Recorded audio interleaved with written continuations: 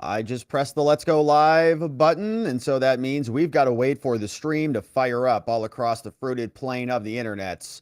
Before we go ahead and get started, got to make sure those tubes are working. Sometimes they don't work, although they've been pretty good lately. Let's make sure YouTube's alive. YouTube connected? All right. Let's see our friends on Rumble, our friends on Locals, our friends on Telegram. It's working. That's tremendous news. That means we can go ahead and get started. So let's do it, shall we? Hello, my friends, and welcome back to yet another episode of Watching the Watchers Live, the show that spotlights misconduct involving police, prosecutors, and politicians. My name is Robert Gouveia. I'm a criminal defense attorney, and today we're talking about Jack Smith. We're going back down to the state of Florida because Jack Smith is very unhappy with Judge Cannon. Previously this week, we talked about Judge Cannon and her ruling that was going to result in more unsealing in the Florida classified documents case. This is the one that is in Judge Cannon's courtroom, and there was a motion from Trump's defense to open up this case, right? Take some of those redactions that we've seen previously off to expand the size of the government's prosecution team. Okay, what type of information is in that motion and what types of information in the discovery files are being sealed, are being kept out of the public eye. Trump wants us to see it. Jack Smith does not want us to see it. Cannon said, okay, you can see some more of this. And now Jack Smith is saying, please reverse yourself, basically begging her, undo what you just did, because it's going to be catastrophic. It's going to, witnesses are going to die. Airplanes are going to fall out of the sky, all sorts of things. America's going to be at its end if we see what's inside. And so we're going to go through that motion. It's called a motion for reconsideration. And that's in Judge Cannon's courtroom. And we'll see what is there first. Then we're going to jump over and see what's going on with our incompetent president. And I know we've been saying that for like 2 years now, 3 years, whatever, that's 4 years now since 2019.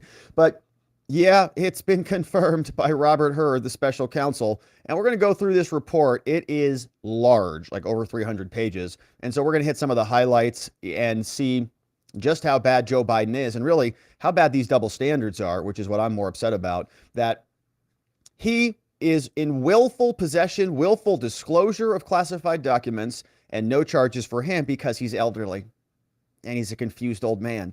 Well, we're going to unpack what's inside that report. Real bad stuff. And the question is, when is Donald Trump's indictment out of Florida going to be dismissed? When?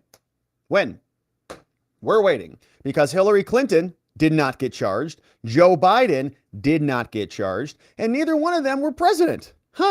But Donald Trump did. So I don't know how the DOJ can even pretend to be fair and impartial at this point because of what is happening. So we'll see. When I'm waiting for Jack Smith to say, oops, my bad. We're not going to hold our breath, though, on that one. So Biden came out.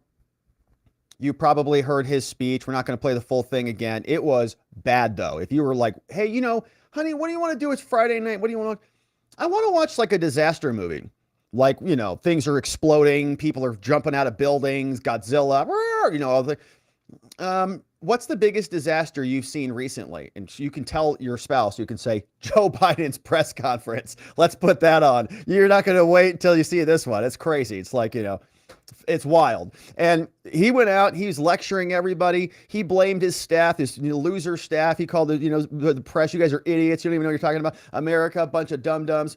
And you're going, whoa. Fired up. And then the real crux of this whole thing was to show us that he's not demented. And then, of course, he forgot a bunch of stuff that we'll talk about. He had 3 mistakes yesterday alone, forgot about Beau's Rosary, forgot about Mexico, unless there's like a Palestinian, Israel thing going on there that I'm not familiar about. Mexico versus, Egypt. And he also called us red and green states. So that's Joe. We'll hear that clip. CNN, to my surprise, did like fact checks. I think 3 different fact checks because even they can't cover this up anymore. And then we'll turn it over to the White House because Kamala came out and you can see her, man. She is also pretty fired up about this. It's not true, she says. And she actually said something in this clip, which is a new thing for us here. We're not really familiar with that. But she said a sentence and she cobbled together a couple words. I don't know who wrote that for her or whatever, but she did put it together. Karine also was out Ducey asked her, so if he can't remember when he was the vice president, who's actually running the country? Karine answers that one.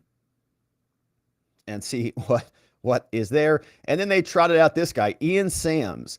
And he's going to lecture all of us about how we're dumb and you have to put all this in context and how Joe Biden is vigorous and we're just, not aware of that. Got lots of reaction today. MSNBC, they're saying this is COMEY 2.0, that Hillary got deviated when she didn't get charged. And now Trump has been charged. Obviously, Biden is not. They're saying, well, now the FBI is coming to wreck this campaign again. We're going to get Trump all over again. And Weissmann says it's entirely inappropriate. So we'll listen to him whine about it. Raskin is here calling this just cheap shots. And this is wild because all these guys told us that the DOJ was like incredible, special counsel. That's why they're called special, like independent DOJ or doing an independent investigation. But shush, we know it's not true. All right. Okay. DOJ is a giant mess. And so now they're all suddenly agreeing with us, I guess.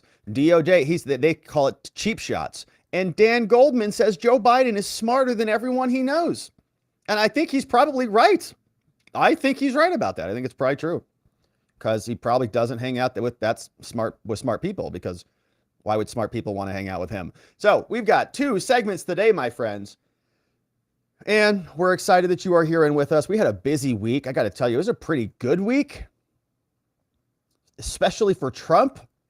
Not only did SCOTUS yesterday have a nice showing for his arguments, but then Joe Biden walked out and face planted in front of America. So good day for Trump. This morning, we had a lot of fun talking about those issues and other things. We talked about Tucker and the Putin interview, which was wild. We did a debrief on what's going on with Joe and the White House this morning. We have great members only streams in the morning and on Saturday. So we'll be here tomorrow doing our Saturday stream, watchingthewatchers.locals.com. Come and join us. We already streamed this morning.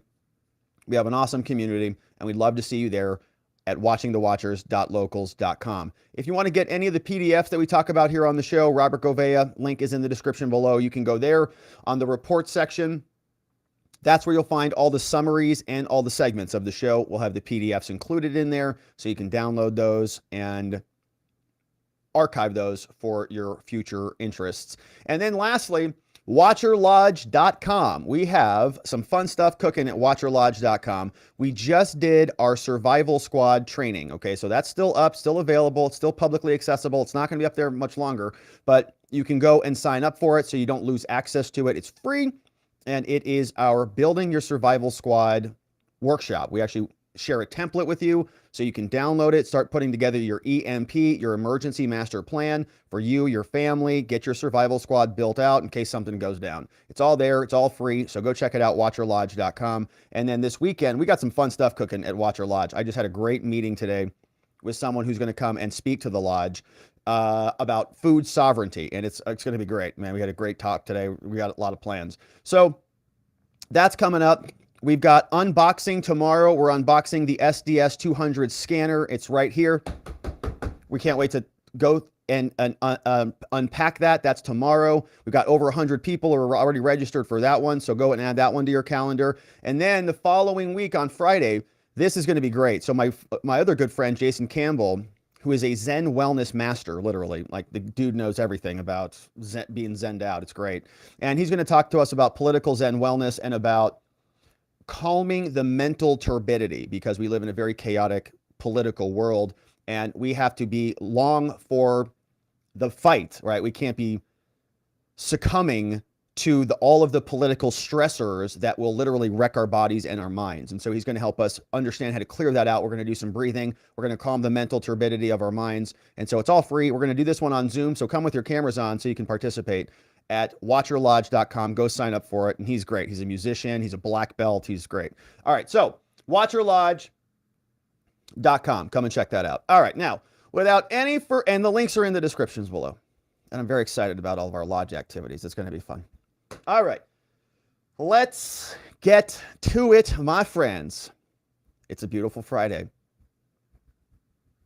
And it's about to get even more beautiful Jack Smith is begging Judge Cannon to reverse herself. He did not like the fact that she said, you and I in America can see more of the record in the Florida classified docs prosecution case. Doesn't want us to be able to see any of that stuff because Jack says there is some problems, maybe witness security problems, or there's other things that might wreck America. You know how this is. National security secrets, classified documents, all that stuff. And so he submitted this. It's a motion for reconsideration. And this comes on the back of Cannon ordering that this stuff would start to be opened up. Said, okay, Trump, submit your proposals to us and we'll consider opening it. And then I'll let you know. So Jack just submitted this one. Please reconsider, Cannon, please. Because we're all going to die if you don't. Here is what it looks like. This comes from Jack Smith, the so-called special counsel, not even lawfully appointed. He's whining again. Back over to Judge Cannon, Southern District of Florida, West Palm Beach. It's a 22-pager. We'll hit the highlights.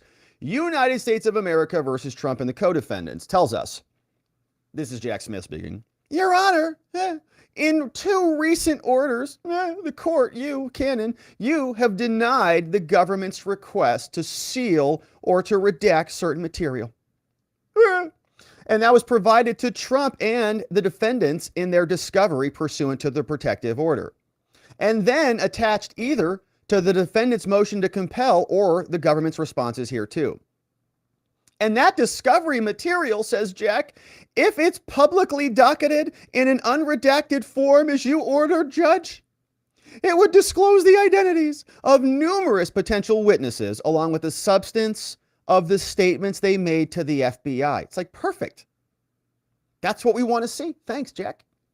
It would also expose the substance of their statements or the grand jury, exposing them to significant and immediate risks of threat and intimidation and harassment, as has already happened to witnesses and to law enforcement agents and to judicial officers and the DOJ employees whose identities have already been disclosed in cases in which Trump is involved. All right. Singling out Trump. All right, Jack. And now he's going to go after Judge Cannon, right? He's basically saying you screwed this up, so you need to reverse yourself. Now, this is not something that attorneys do, lightly. Like, it's very difficult to get a judge to reverse themselves on anything. It's difficult to get anybody to reverse themselves on anything anyways, as you know. But here, asking a judge who just wrote out a whole opinion in writing, like Judge Cannon's just going to go, oh, yeah, you're right. I didn't think that through. I guess I'll change it. Thanks, Jack. And send it back in. Like, no. So this, now we start asking ourselves, okay, what's the following step? Is he appealing this? Or is he going to appeal this? Because if he appeals it, then we have questions about whether the underlying case is stayed or Trump says it's stayed or, whatever. And maybe that delays the case and the potential for a trial on this, if you believe the trial on this could go before the election anyways. But the point is, what is next? Okay, reconsideration. If she obviously comes back and says, no, I just wrote this like yesterday, what does he do next? So now he's going to go after Cannon. He says, okay, to reach this conclusion, Judge Cannon reasoned first that because Trump chose to attach those discovery materials to court filings, that the government bore the burden to say that these needed to be sealed.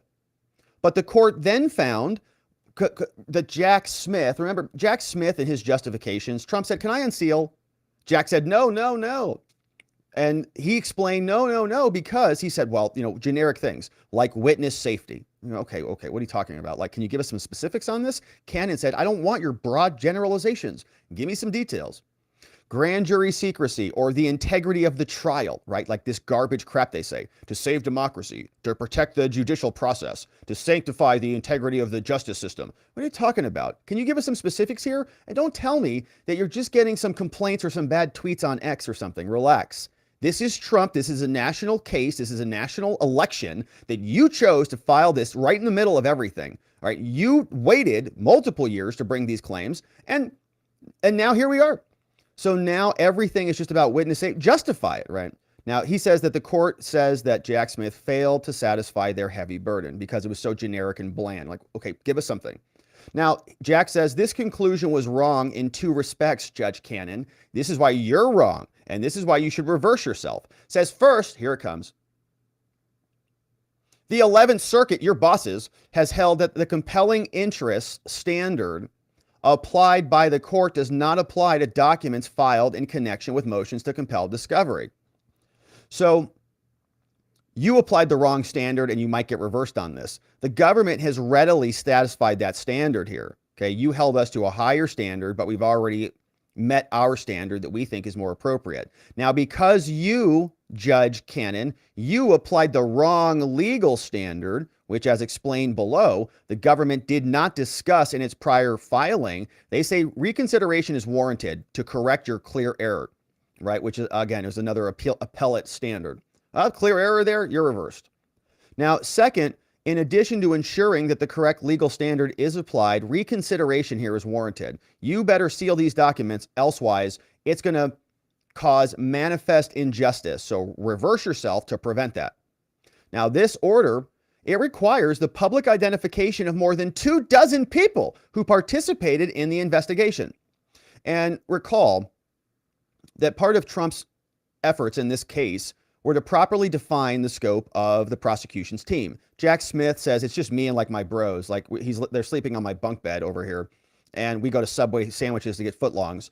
But that's it. Like, you know, a couple FBI agents, couple prosecutors, that's it. No one else was involved. Trump says, yeah, right. What are all these emails then with NARA, the Secret Service, the January 6th Select Committee? Looks like the CIA was involved. Looks like the DOD was involved. Every stinking agency in the government was involved. And so that is part of the prosecution team. And we'd like to know more about that. So we're having a conversation about the hula hoop, right? What's inside, what's outside. And they say, right, Trump says, look, there's 24 people here. So we want to know information about them. So if it's part of the discovery, we got to identify them. That's how it goes. Now, Jack says, that's a lot of people. You know, we don't want all these people being exposed. So some, they say, may never testify at trial and therefore would otherwise be able to retain their anonymity and their privacy unless, Judge Cannon, you out them, right? So they may not even show up to trial. Maybe they're not even going to be called.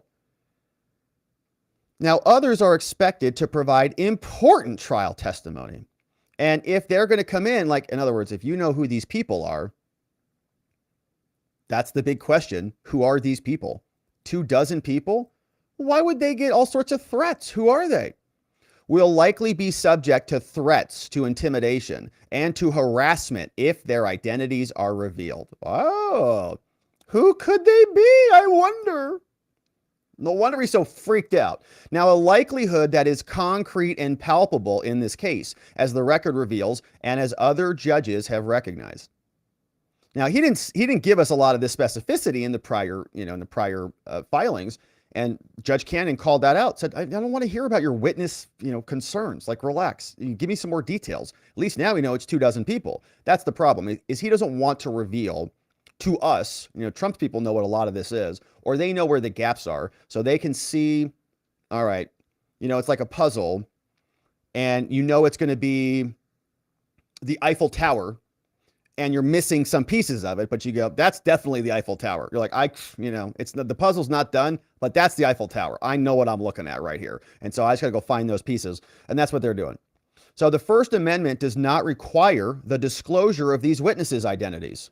And particularly, whereas here, their identities have no bearing on the resolution of the motion to compel. And this is Trump's motion, the motion to compel, which was, again, to define the size of the prosecution team, to go get NARA, Secret Service, and all of the other entities. So it's not relevant here. Their identities, they have no bearing. We don't need to hear about that on the motion to compel, which is talking about the agencies. And so protect those people. Now, the government, therefore, respectfully request that you, Judge Cannon, reverse yourself and reconsider its orders. Can you imagine telling a judge to go reverse yourself? Unbelievable. Its recent orders and permit the sealing or the redaction of exhibits that identify any prospective government witnesses. They may constitute Jenks Act material, which are like their notes, memos, reports, or contain certain sensitive information described below, saying the government further requests that the court stay the orders that direct the parties to file the new submissions before February 9th. That's today, pending the resolution of this motion to reconsider. Now, the government has communicated with the defense counsel, which you're supposed to do before you file this type of stuff, and they oppose, obviously. Here is what Trump's defense said when they were reached out to by the prosecutors. They say, Judge Cannon, while you're considering this, they say, Trump defendants, they object to Jack Smith's efforts to reconsider. After full briefing, whether there is a valid basis under the law to seal the motion to compel briefing.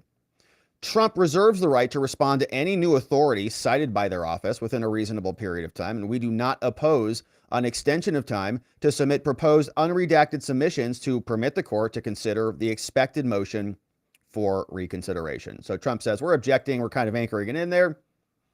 We're not foregoing any further objections. We're just letting you know, you got to, kind of investigate it, and we'll let you know. But we do not agree with you reversing yourself, Judge. So here's some more background from Jack Smith. They say, okay, on June 16, 2023, the government came in, they sought a protective order. They want to govern the handling of unclassified discovery in this case. There was a protective order entered, and it governs. Now, the materials also include information pertaining to ongoing investigations, right? These are from the court filings. It said that defense shall not disclose the materials, right? So the protective order says you got to do these things. Now, from that time until now, they say, Judge Cannon, so you gave a protective order, and until now, no witness names have been mentioned on the public docket. And the court has actually admonished people, says, anonymize your references to witnesses. But then on January 16th, so they're saying, look, we had a standard here, Judge. Like, we were already going through this, and there were no witness names that were being unredacted that everybody could read and see. We'd know who they are. And suddenly now, Trump on January 16th, all this time has gone by, and we thought that this is how we do business. But then they filed their motion to compel. And in the latter motion, they made no attempt to show why an exception to this presumptive confidentiality of the protective order was warranted. Like, why should they should be allowed to not, follow those rules. Now, 2 days later, consistent with the protective order, so they're saying, Judge, we're just following your original ruling. The government responded to the motion and opposed it, said this is going to, reveal a bunch of stuff. They said, Judge, it's going to identify government witnesses. It's going to identify their memos, their notes, and it's going to contain certain discrete sensitive information. And so on February 2nd, the government filed a motion in connection with this as well. But then the court came out and granted Trump's motion, says, okay, you can, pursue this. And the court granted their request for unsealing as to the names of potential government witnesses and their statements. And Jack's like, what? Based on its conclusion that the government, Cannon said this, and we read this earlier this week, said, Jack, you didn't carry your, quote, heavy burden. You didn't show us that there is a compelling government interest that is met here. And so she issued a ruling saying, yeah, you can start to unseal this, file some more stuff, and we'll talk about the redactions. And Cannon's ruling was based on the premise that Jack didn't articulate an actual compelling government interest. He just said, witness safety, integrity of our investigation, all that stuff that we just read. And it's not enough. So they say, all right, Judge Cannon, here's the deal. This is the law that says you basically got to reconsider yourself. Says here are the bases for it, right? But here's the concept. Reconsideration is an extraordinary remedy that should be employed sparingly, right? It is not used hardly at all. You can file it, judges, deny it, and they'll probably remember you. What'd you ask me for that, right? I'm not an idiot. I know what I wrote down the first time. So they say, there are three grounds that justify it, and they're going to make the argument that is met. Now, they then tell us about public access to discovery material. Okay, what is our right as America that has an interest in this prosecution, against the leading candidate for president, which I'm sure after Joe Biden's most recent press conference, that margin is going to increase.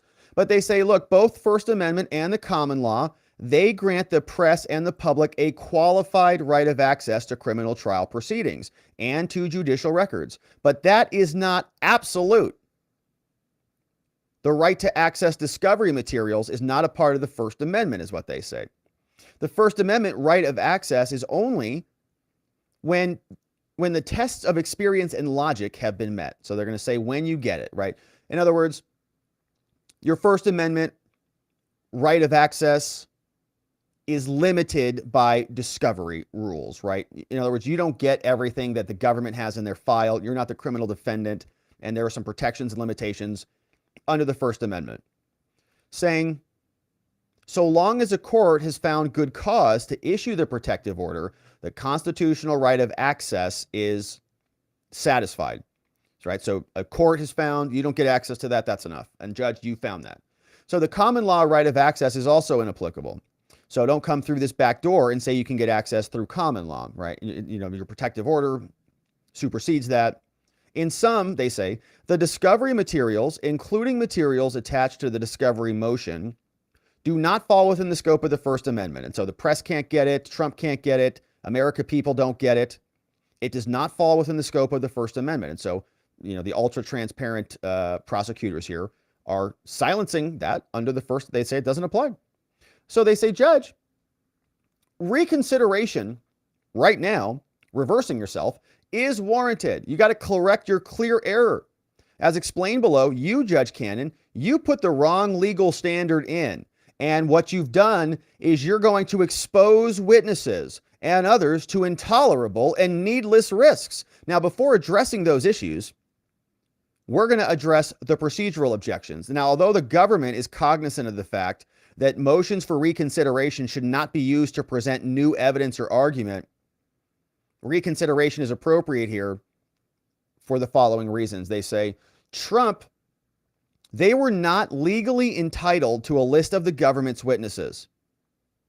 And remember also, right, what's interesting about this is we don't really know what they're talking about, right? It's all under seal, it's all redacted, it's all classified, ex parte hearings, and you can't see anything. Drive me nuts. But we do know that Trump's team went through a bunch of other avenues, public records requests, Freedom of Information Act requests to go obtain these materials. And so they know, like, you know, they know, I think, even more than the government is letting on. Like, they know about this stuff, and they're saying, we got this from this other avenue, so we're just attaching that, right? I think we don't know the sources of the information per se, like directly, you know, the chain of connection where it came from. But what I'm expecting, sort of filling in the gaps, is that they got something from FOIA that they're attaching. They're saying this is not from Jack. And then they're saying that's going to expose stuff that we've already got. Now, they're not legally entitled to a list of witnesses. The rules say the purpose is to protect the government files of the Jenks Act from unwarranted disclosure. But the government has still produced those materials and more far in advance of trial in minimally redacted form, but only because the materials were subject to a protective order that allows them to prepare for trial while avoiding unwarranted disclosure. Like, we gave them some things with their promise that they wouldn't disclose it. The order says that is precisely why no discovery was provided until we gave the order. And while the order permits them to seek approval, the procedures presupposes that the burden is on the defendants to justify their basis. So we're talking about burden shifting. Who has the burden on either side? Does Trump have the burden to show why it should be made public? Does he have the affirmative showing? He's got to make his case and overcome the burden. Or does Jack Smith? The presumption is that it's not public and Trump has to overcome that. Or does Trump have the burden that it is public and Jack Smith has to overcome that? So to justify the basis for publicly disclosing this. Now, a contrary rule, they say, would turn the principles of discovery on their head. Here, Trump may not evade the protective order by just filing stuff as an attachment and then claiming that their unilateral decision converts those discovery materials into judicial records. That's what it is. So Trump, they don't like the information that he's attaching. He probably got it from a FOIA. They're attaching it. They're like, that's us. Okay, that's like out. That's what we were going to give you, but you got it from somewhere else, and we don't want that on the record. And Trump's people are saying, no, it's not discovery. It's not discovery. We got it from FOIA. You didn't give us that. So that's why we attached it. We just slapped it onto the back of the document. It's not subject to the protective order. So the government relied on the full protections of the court and the protective order and did not understand that it would be required to provide specific additional evidence to support line-by-line redactions of materials that had already been found under good cause to seal. So in light of this context, even if the court finds that our prior filings did not adequately address that, you should exercise your discretion now, Judge Cannon, and consider the arguments below and adhere to this for continued sealing, saying the witnesses should not be placed at risk, if you know who these people are, simply because the government is relying on its good faith understanding of the protective order. Now, they give us a lot of kind of analysis on the good cause standard. In opposing the unsealing in this case, Trump made the unsealing requests. Now, the government objected to those. Why? They said there were some problems. It reveals the identity of witnesses. It reveals the personal information of the witnesses. It is our internal notes. And so in doing so, there remain concerns. We have to protect our witnesses from harassment and intimidation. We have to avoid infecting the testimony of other witnesses. So if one witness hears another witness, that other witness may adopt their statements. We have to avoid impacting the jury pool. And we need to protect personal privacy and the disclosure of uncharged conduct of more people, kind of an ongoing investigation exception. We might charge them. Now, those legitimate concerns greatly outweigh the public disclosure of that information. The risks are far from speculative also, Judge Cannon. As early as August 2022, Judge Reinhardt, who was the judge who issued the warrant, the search warrant in Mar-a-Lago, he noted back in August, he said, there's a dangerous atmosphere for witnesses in this case. He maintained under the seal the bulk of the Mar-a-Lago search warrant affidavit.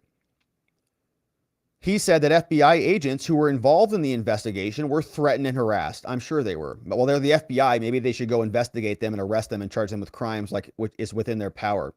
Don't you just love that? Judges complaining about FBI agents being threatened and harassed. Oh my gosh. They're the FBI. They can go make an arrest. Given the public notoriety and the controversy of this search, he said it's likely that even witnesses who are not even named would lead them to being harassed and intimidated. Okay, so even witnesses who don't have their names in there, well, they might be threatened by those MAGA people. So a magistrate Judge Reinhardt himself has been subject to numerous direct threats. Every one of those is illegal, all right? And they'll investigate them and arrest those people. So, they're victims and victims and victims. Therefore, the public doesn't get access to the materials. Now, there is a clear and demonstrable pattern in which numerous people had their lives turned upside down, Judge Cannon, after being publicly identified.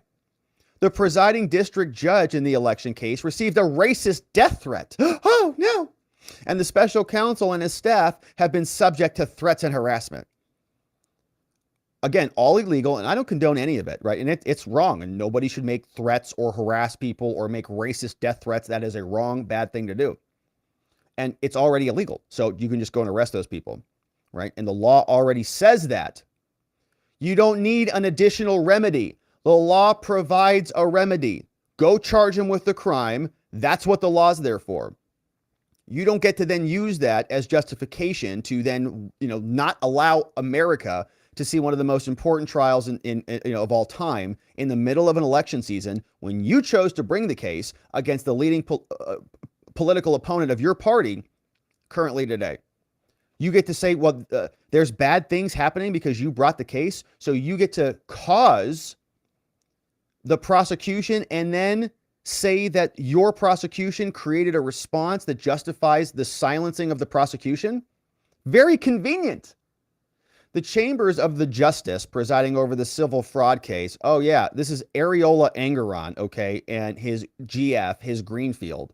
They have been inundated with hundreds of harassing and threatening phone calls, I'm sure. And potential witnesses against him, the Areola, are routinely subject to the sorts of threats. So they just parlay it off one another. It's like a snowball effect. So that judge engages in egregious conduct, okay? He is, co-judging with his clerk the trial. When the attorneys call him out on it, they get gagged. Even the lawyers get gagged. And he moves the cameras. So you can't see what's happening there under the desk. I don't know what's happening. But he moved the cameras. Why? And then they say that guy, right, is now facing threats. Okay. So, and potential witnesses against him are routinely subject to threats. So therefore, you, America, don't get to see what Jack Smith is doing because they're scared. Now, the court's conclusion that the government's witness safety concerns are too speculative or generalized is also misplaced. A court's duty is to prevent harms to witnesses. And in this case, common sense and common human experience, which prosecutors don't have either of. I don't know where are they referencing this? Did this come from their life? It sure didn't. Common sense, no. Common human experience, no. Oh, that's okay. Good. They're quoting it from another case. That's good. Yeah, it doesn't come from themselves. It comes from this case. Apparently, this case is United States versus Nixon. Oh, good.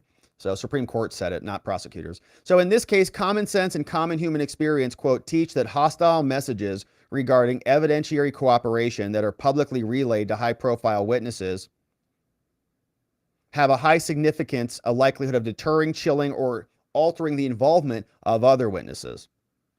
So if we know who these people are, one of them might crack and then they all might crack. The government has not invoked concerns about witness safety or trial integrity in a boilerplate or speculative fashion, other than referencing areola. Witnesses, agents, they have been harassed, they have been intimidated, and the further outing of additional witnesses will also pose the risk of turning these witnesses' lives upside down. Because the Trumpers. Now, those significant interests in maintaining confidentiality also greatly outweigh the disclosure to the public. It does. Now, as noted, because those materials were attached to a discovery motion, no public right of access attached. And moreover, Trump and the defendants have not articulated any basis for why they need to publicly disclose witness names or statements. And those details have little relevance to the resolution of the motion to compel, as discussed below. Well, we have a right of access. We have a presumption of access, first of all. And witness names and statements are going to tell us a lot about the case and the legitimacy of the case. The government's legitimate interest in confidentiality outweigh the interest in disclosure. This is your DOJ saying you don't have a right to know what their case is.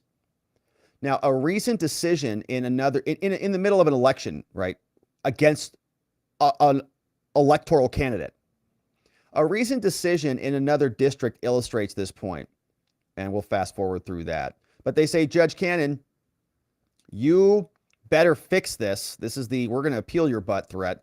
Reconsideration is warranted to prevent manifest injustice. If you don't reverse yourself, there is going to be so much injustice, it's going to make your head spin. Reconsideration is also warranted because it would be a manifest injustice if we know the identities and the witness statements in this case. There is a well-documented patterns where Trump cases result in threats, harassment, and intimidation. And we've seen already similar harms impacted a witness in this case. Oh, no. As detailed, they're in a sealed ex parte Exhibit A. So we don't get to read that either.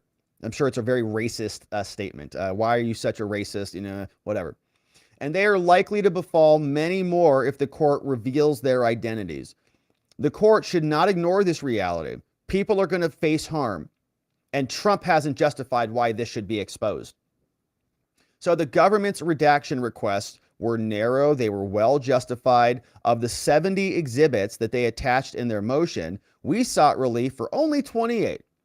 And for only 17 of those did we propose any redactions beyond personal identifying information, which I don't really have much problem with that. Like we don't need to know their social security numbers, or their addresses. But names, sure. Yeah, for 6, the government requested sealing in full. So 17 partial redactions, 6 full seals. And in connection with the government's opposition, the government sought sealing in full of 3 exhibits and other limited redactions. So here is where we get into some interesting things. We can see if we can glean anything about what's inside these exhibits and these materials. Here are the exhibits they say that should be sealed in full. Do not want us to see what's inside of these at all. Government exhibits A, C, D, and Exhibit 2. Those are FBI 302 reports of interviews with potential government witnesses. They include career civil servants and former close advisors to defendant Trump. Oh, yeah, that's why we want to see it. Now, the government's inclusion of and reference to these exhibits was necessary only to correct the false narrative that Trump included in their motion to compel, but it did not present a factual dispute that you need to consider. So it's like they're irrelevant, right? That's what we want to know. Who are these close advisors to Trump? Are they, friendlies or not? Are they actual close advisors, or are they, the other close advisors that Trump had a lot of? On the other hand, revelation of these witness identities or the substance of their interviews with the FBI, it dangerously risks exposing them to the same type of harassment that Areola got. Indeed, the witness whose statement appears in Exhibit D, he declined to have his interview recorded, citing the associated risks to him in, quote, Trump world of doing so. Who is that? Who is that person? It's a close advisor to Trump who's like, the Trumpers are going to kill me if they hear what I'm telling you right now. Don't record this. I'll tell you what happened, but don't record it, okay? If this ever goes public, I'm a dead man. Who is it? Exhibit D also contains the witnesses' opinions about other potential witnesses and information about the case and other witnesses have revealed, but that are not public, as well as information about uncharged, potentially obstructive conduct by a defendant and speculation about witness tampering by an uncharged individual. Lot of juicy meatballs in there. Exhibit 51 is another FBI 302, an interview that is Jenks material for a potential government witness. So again, Jenks materials are think of police reports, officers' notes, memoranda, supplemental things that they may use. It is cited for two propositions that find support elsewhere in information that the government is not seeking to redact. So we've got citations for one, agents from various offices, and also FBI coordination with the Secret Service. Again, the Secret Service. Both are already available, and so there's no reason to publish any of this material. It's not relevant. And Trump, again, is trying to say that the Secret Service are part of the actual prosecutorial team. They're inside the hula hoop, not out. Exhibit 59 is the DOE, the Department of Energy memo that was discussed at some length in their motion. Remember, they found that Trump still had a security clearance. They're like, oops, you do still have one. Derp. And then they revoke that. So Trump brought that up. The only redactions that the government seeks in this exhibit to redact are the names of the author and the recipient of the memo.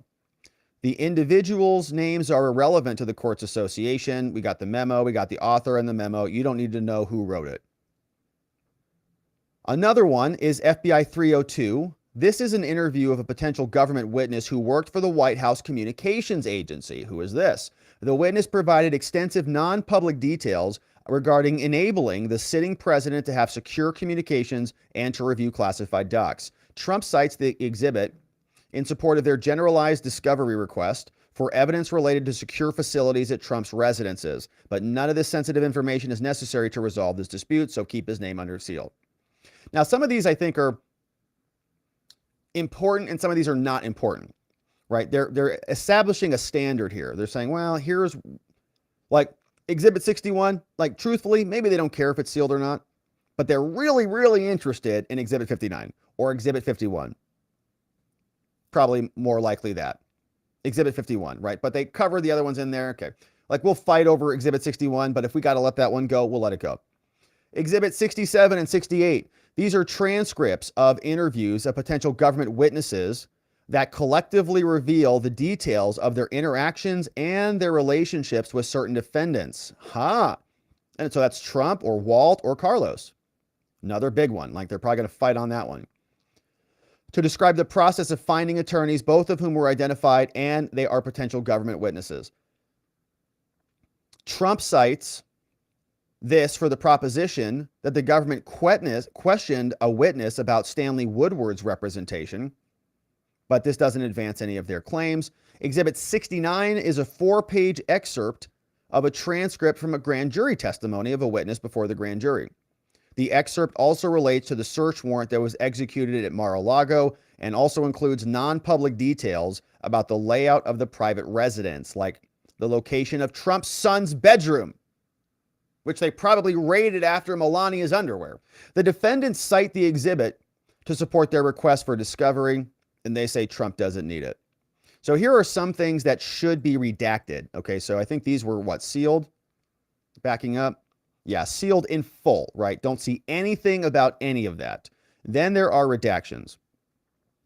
So 1, 3, 4 through 7, 10 through 11, and 18, those either consist of or contain NARA emails, which many speculate was the entire location where this all started. The redactions that are sought are witness names. Don't want those names. Witness statements. They say that's Jenks Act.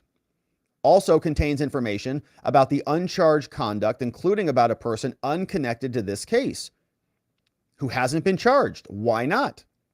The defense have publicly alleged with no basis that NARA was part of a government-wide scheme targeting Trump. I think there's plenty of basis. We read their entire motion. But there is no reason to publish the names and unnecessarily intimidate numerous NARA officials who have only done their jobs. Wrong. Wrong. This goes to their credibility, to their bias. We want to know who these people are. What's their background? Who appointed them? Who are they donating to? What types of political rallies are they attending? Who are they taking pictures with and posting it on their Instagrams? That's what we want to know. That's part of what I think the public needs to know in order to verify whether this is legitimate or not. 25, and they want it redacted. 25 is a list of discovery requests from the defendants that are letters from the government in response.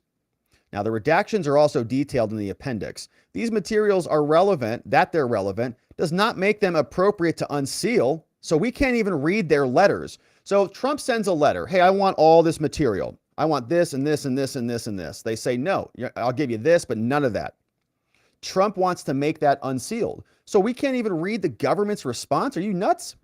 None of the names, they say it's not appropriate to unseal. None of the names of the 4 potential witnesses mentioned in Exhibit 25, or the 3 mentioned in Exhibit 27, which are their letters back, or the 9 mentioned in Exhibit 29, which is another letter back, is even remotely germane to resolving any of their requests, and so there's no justification for putting them at risk either.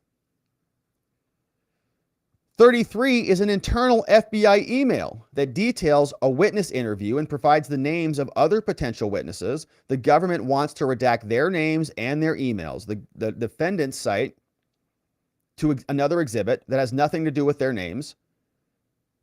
And the government has not sought to redact the portion of the exhibit that they really want. So there's no basis for their names. We unredacted the things they want, so we can leave their names redacted. Also, the exhibit contains Jenks Act material. Also, there's an FBI agent, a special agent that knows about sensitive information about classified documents, and so we don't want that disclosed. They also say that 52 is going to show that the Secret Service coordinated with the FBI. And again, the government has not requested redaction for the stuff that demonstrates that. But they want to show that the FBI and the Secret Service were great partners, but there's no basis in law for that, and so we don't want to reveal any of the names. We have Exhibit 70, last one, that is an FBI internal email chain that includes statements from multiple government witnesses about other details that relate to the search of Mar-a-Lago, and a list of names of the FBI personnel who were present for it, all the names. The government seeks to redact the list of names and specific statements made by the witnesses about non-public details of the search. That is a good one. What did they say? Defendants cite Exhibit 70 with a self-contained list of every FBI agent who was present there. A search that Trump has called a raid by the Gestapo, which is absolutely true, to establish unremarkable positions that they were communicating throughout their search as they were going through their sock drawers and underwear drawers. And that 2 DOJ attorneys were present, saying the court should not tolerate this barely veiled attempt to slide into the public record by first and last name the participation of over 20 FBI personnel in the search. They don't want us to know who did it, so that they can hide in the dark of night and not be responsible for their actions. Oh, no, I didn't do any of this. What are you talking about? The government asked the court to reconsider its orders and reverse yourself, Chutkin. Otherwise, we're probably going to appeal this. Signed by the typical Jay Bratt down in Florida. and sent that one in to Judge Cannon. And I know this just dropped, and so I wanted to see if Judge Cannon had an update on this, a ruling, or if anything changed from her perspective. And so let's just go right to the docket while we're here, see if anything is fresh live on the docket. Here is the latest from the Florida case. We had some filings here. This was Jack Smith's motion for reconsideration. And some of the most recent filings from Cannon says defense shall file a response on the motion for reconsideration. Says the deadlines, so Trump will respond to that, the deadlines established in the court's prior orders are temporarily stayed.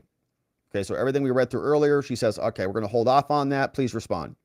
Now, to the extent this order impacts the forthcoming reply, Trump shall advise the court by filing a notice no later than by February 9th, by 3 p.m. The parties are advised to adhere to the instructions in the paragraph of the prior order. So then we are going to wait for Trump's response when that drops, and we'll see what Judge Cannon does as a result. So Jack Smith begging her to reverse herself, Judge Cannon seemingly entertaining it, saying, okay, Trump, why don't you respond, and then I'll make my decision on how this should all unfold. And we'll be here to continue to cover it, my friends. We've got a lot of Trump litigation ahead. Things are just starting to heat up. And so thank you for subscribing and liking this video wherever it is you're watching this. And I really appreciate you bringing a friend or family over to come and join us as we go live. We've got a lot of great cases to cover here. A lot of fun conversations to have. We got some other great stuff in the links in the description wherever you're watching this. Watcher Lodge, we've got some great events in February coming up. So go sign up for free over there, watcherlodge.com. And then come on back here. We've got a Trump reply to read through. When it drops, we'll be here to do it. We hope you join us as we do. We'll see you back here on the next one. All right, my friends. Now, let's turn our attention to our incompetent president, because, man, this was a wild one as well. We've got a little bit of this report to read through. So let's just get to it, shall we? Our president is incompetent. We already knew it, but now it's been confirmed by the special counsel called Robert Hur, who went and investigated Joe Biden's classified documents problem and said, you know, he definitely had some serious legal problems here. We might be able to charge him, but we can't because he's mentally incompetent. And we're going to unpack this. It is wild. The White House is defending all of this. Kamala came out. You can see, man, she's fired up over there. Karine is responding. Ian Sams from White House Counsel is responding. We got the usual suspects, including Raskin and Dan Goldman, who admits that he has no smart friends at all. So we've got Biden is blaming his staff. He made 3 pretty big mistakes yesterday, and he's got a 300-plus page report saying he is not competent at all. Here is what the report looks like from the special counsel's office. The U.S. Department of Justice, the report from Robert Hur, talking about Joe Biden's classified document problem, dated February 5th, sent this one over to the Attorney General of the United States, telling Attorney General Garland that our report is attached. Now, he's going to give us a summary on this, and here is what it sounds like. Special counsel writes, all right, Merrick. Now, some time ago, at the request of the White House counsel, I agreed to allow counsel to review a draft of the report for purposes of determining whether to assert any... Wait a minute. Yeah, okay. Okay, this is an intro paragraph, so we're going to fast forward through all this. Here is the actual report. That's an intro paragraph. Let's get to the executive summary. We'll fast forward through all that. This is the executive summary from Robert Hur, special counsel investigating Joe Biden's classified documents problem. He starts as follows. He says, we conclude that no criminal charges are warranted in this matter. We would reach the same conclusion even if the DOJ policy did not foreclose criminal charges against the sitting president.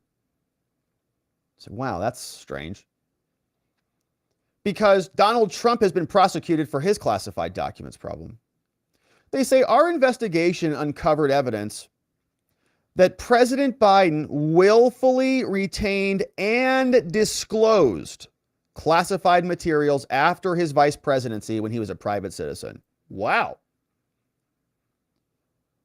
Because a lot of people in the media were saying that there's no evidence of wrongdoing, that he's been exonerated. That sounds like it's a criminal statute that was there. Willfully, that's a mens rea. Retained and disclosed, those are actus reus, actions. Classified materials, which you're not supposed to do after your vice presidency, temporally no longer protected by any way. Weird. Huh. Now, these materials included some pretty bad things, marked classified documents about military and foreign policy in Afghanistan. And there were also notebooks containing Mr. Biden's handwritten entries about issues of national security and foreign policy implicating sensitive intelligence sources and methods. Now, FBI agents recovered these materials from the garage, offices, and basement den in his Delaware home in Wilmington. However, for reasons summarized below, we conclude that the evidence does not establish Biden's guilt beyond a reasonable doubt. Now, prosecution of Biden is also unwarranted based on our consideration of the aggravating and mitigating factors, and so we decline prosecution of Mr. Biden.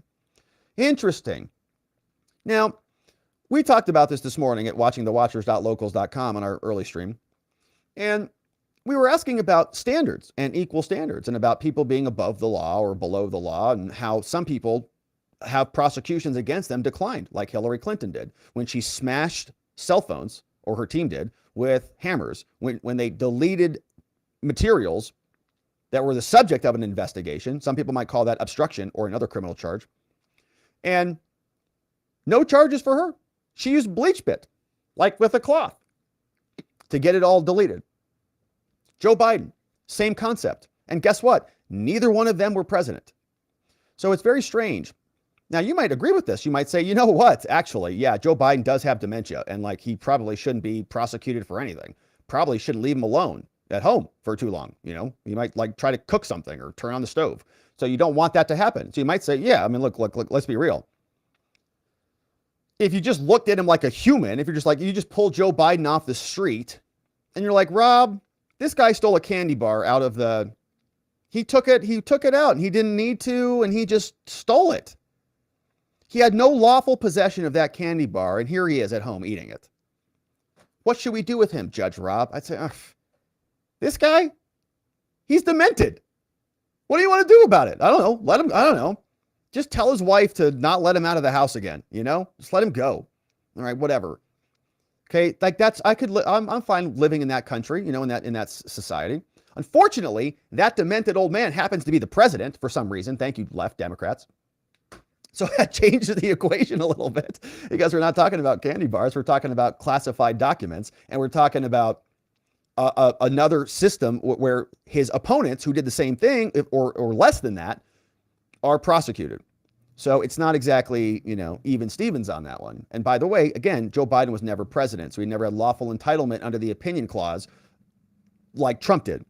But all right, so they decline. Weird how the benefits always get passed along to their team. Now they say the classified documents and other materials that were recovered in this case, they spanned Biden's career in national public life. Trump had 4 years. His whole life he's been doing this. Years, decades.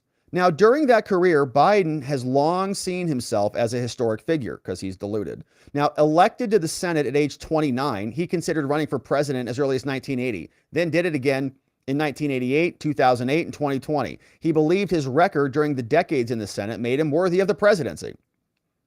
And he collected papers and artifacts related to significant issues and events in his career. He used these materials to write memoirs that were published in 2007 and 17 to document his legacy and to cite as evidence that he was a man of presidential timber. They're all a little bit off, right? They're a little diluted. Now, apparently he is presidential timber because they shoved him in there. But in 2009, VP Joe, when he forgot that he was president at that time, or VP when he was interviewed, He strongly opposed the military plans to send more troops to Afghanistan. Policy in Afghan was deeply important to Biden, and he labored to dissuade Obama from escalating the involvement there and repeating what Biden believed was a mistake akin to Vietnam. Now, despite Biden's advice, Obama's like, get out of here, Joe. You got dementia. Go back, eat some more ice cream. He ordered a surge of additional troops, and Biden's views endured sharp criticism from others inside and outside the administration.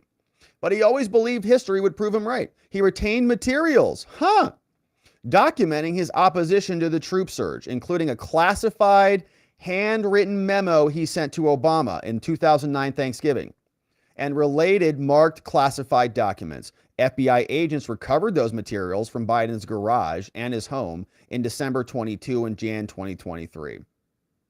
Now, also, during his 8 years as vice president, Biden regularly wrote notes by hand in notebooks. Some of those notes related to classified subjects, including the president's daily brief and the National Security Council meetings, which he should know as a senator for all these years. And some of those notes are themselves classified. Now, after the vice presidency, Biden kept those classified notebooks in unsecured and unauthorized spaces at his Virginia and Delaware homes. And he used some of those notebooks as reference material for his second memoir. Weird. Now, to our knowledge, no one has identified any classified information that was published in the book, but Biden shared that information, including some of the classified information from those notebooks with his ghostwriter. Oh my gosh. Wow. Unbelievable. They said Trump should be basically executed for that. Remember? He sat down and he was showing someone that map. There was that audio recording. Don't even know what they were looking at, whatever. Didn't charge him with that, I don't think. So shared it with his ghostwriter, spreading it around. Here, put that in your book. Put that in your book. Put that in your book. Was Trump charged with sharing classified documents?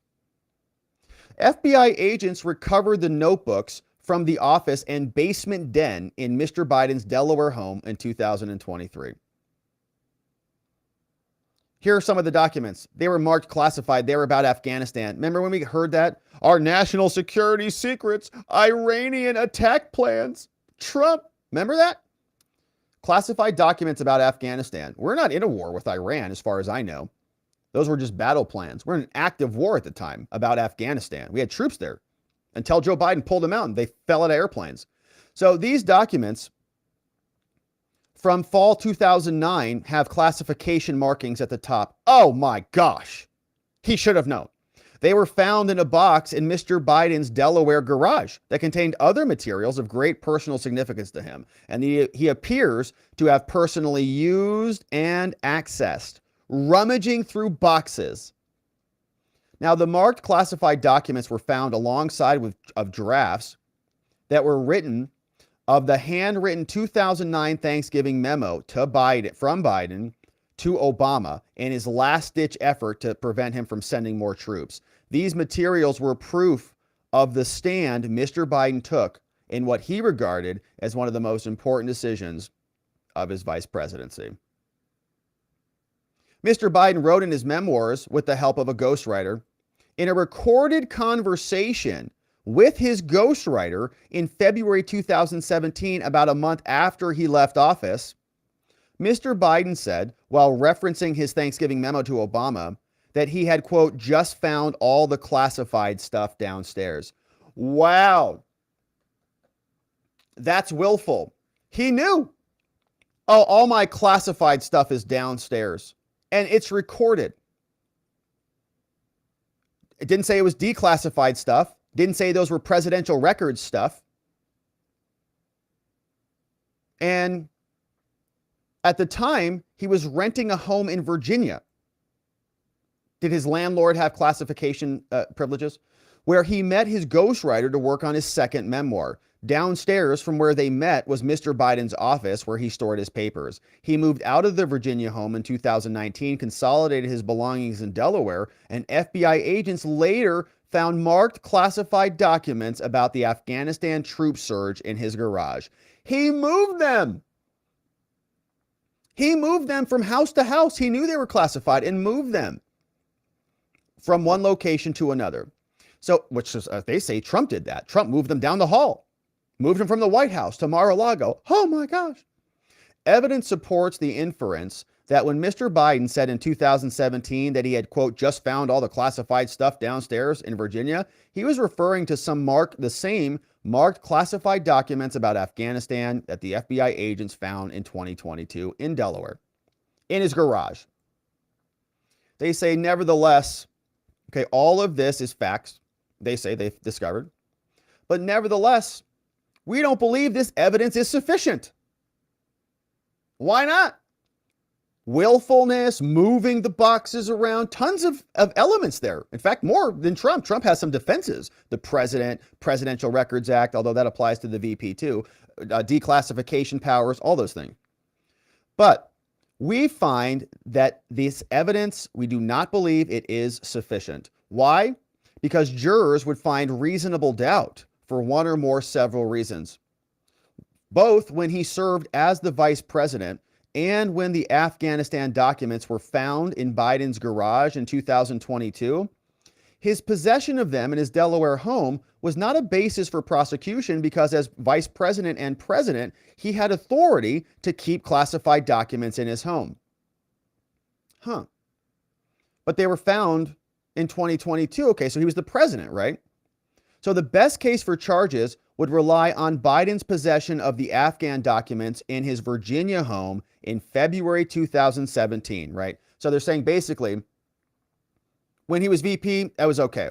When he was president, now he's president, it kind of made it okay again. He left as VP, then it was illegal. Then now he's president again. So it's like, okay, well, I guess you have clearance again. So I guess you can have the documents now. So you got to get him in this window. And it is February 2017, not VP, not president. He's a private citizen and he's sharing that info with his ghostwriter. Hey, I found these boxes. So that's the best case for charges. Now, several defenses are likely to create the reasonable doubt as to such charges. And so they tell us, for example, Mr. Biden could have found the classified Afghan documents at his Virginia home in 2017 and then just forgotten about them soon after. I just forgot. Now, this could convince some reasonable jurors that he did not retain them willfully, which is about as weak as we've ever gotten, right? I just forgot. Okay. Now, those are your most cherished memories. You just got done telling us that, right? Like, it's a total stretch. Like, yes, okay, look. Yes, is it possible that jurors find reasonable doubt? Sure. A line that we defense attorneys will often say is if you have any doubt about anything you heard right here that is based in reason, like if you have a doubt, because people get confused, what does reasonable doubt mean? Well, just say this. If you have doubt, any doubt that is based in reason, and everybody thinks they're reasonable, right? I'm a reasonable person. I have doubts. That's reasonable. Then that is enough to overcome this. And so, sure, yeah, Biden's defense could come out and say, Joe Biden just forgot. So that's not willful. Okay, yes, true. That is the weakest garbage I've ever heard. Now, but technically true. Okay. Now, when Mr. Biden told his ghostwriter about finding, quote, all the classified stuff downstairs, his tone was matter of fact. His tone was matter of fact. You know what else would be nice to hear? The recording. You know what else would be nice to hear? The deposition transcripts, to read through those and to see those, which we'll get to. Now, for a person who had viewed classified documents nearly every day for 8 years as vice president, including regularly in his home, finding classified documents at his home less than a month after leaving the office could have been an unremarkable and forgettable event. Now, notably, the Afghan documents that were classified did not come up again in Mr. Biden's dozens of hours of recorded conversations with the ghostwriter of his book. And the place where the Afghan documents were eventually found was in his garage in a badly damaged box surrounded by household detritus, suggests that documents might have been forgotten. Isn't that interesting? So therefore, he's just forgetful.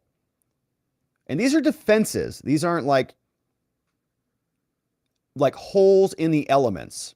Like, for example, right, we've got elements of a crime. For example, a DUI. Are you driving a car? Okay. Is your blood alcohol above the legal limit? Okay. Those are two pretty good elements. Now, you might have some defenses to those, but if they prove those two elements, then that's it.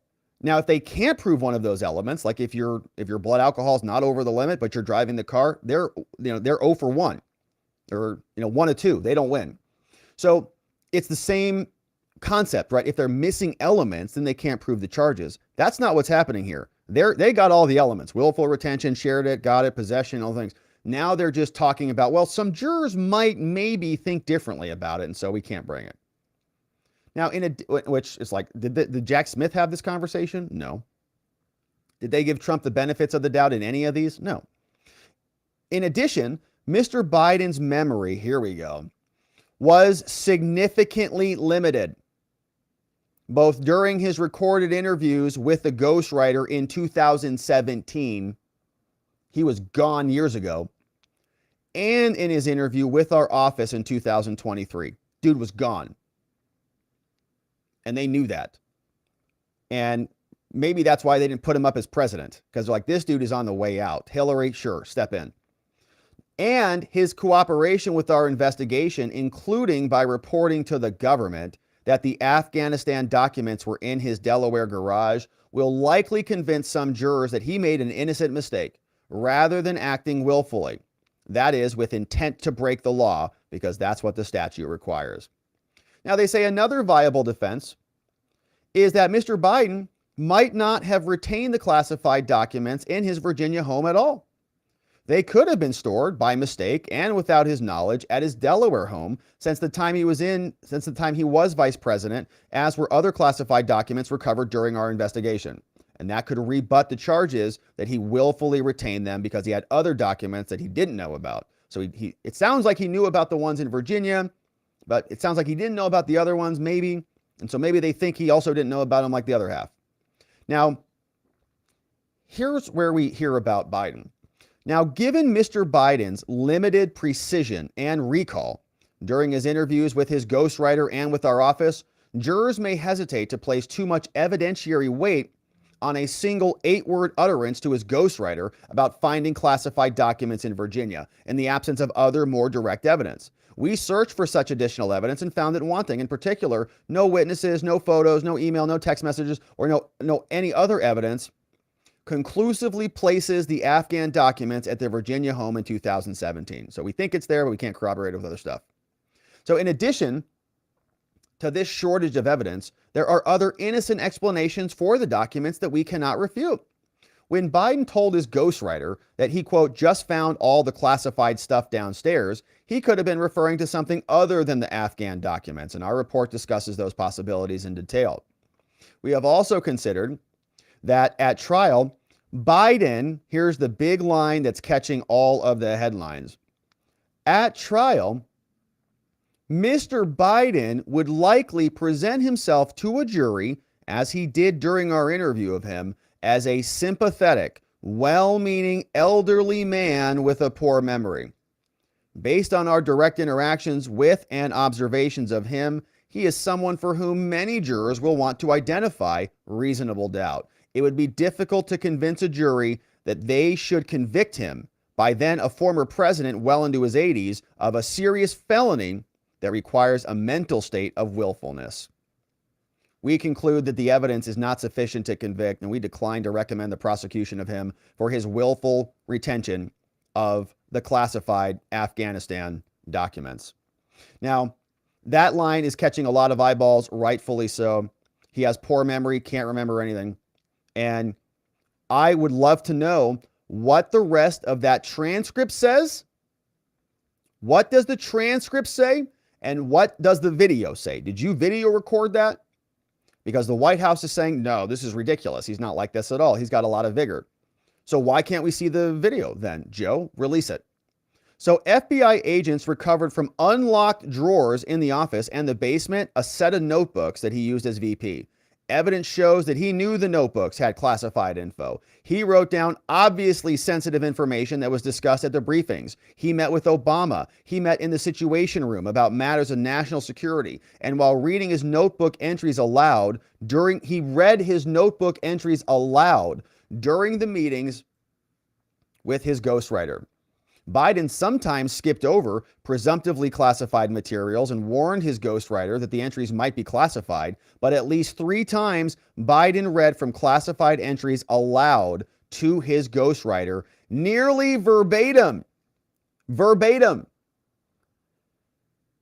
Trump didn't do that. Some evidence suggests that Mr. Biden knew he could not keep the classified handwritten notes at home after leaving his office. He had decades of experience with classified information. He was deeply familiar with the measures taken to safeguard this. Asked about the reports that Trump had kept classified documents at his home, Biden wondered, he said, how could anyone be that irresponsible? Remember? And he voiced concern about what data was in there that may compromise sources and methods. He lectured Trump about this. They all freaked out.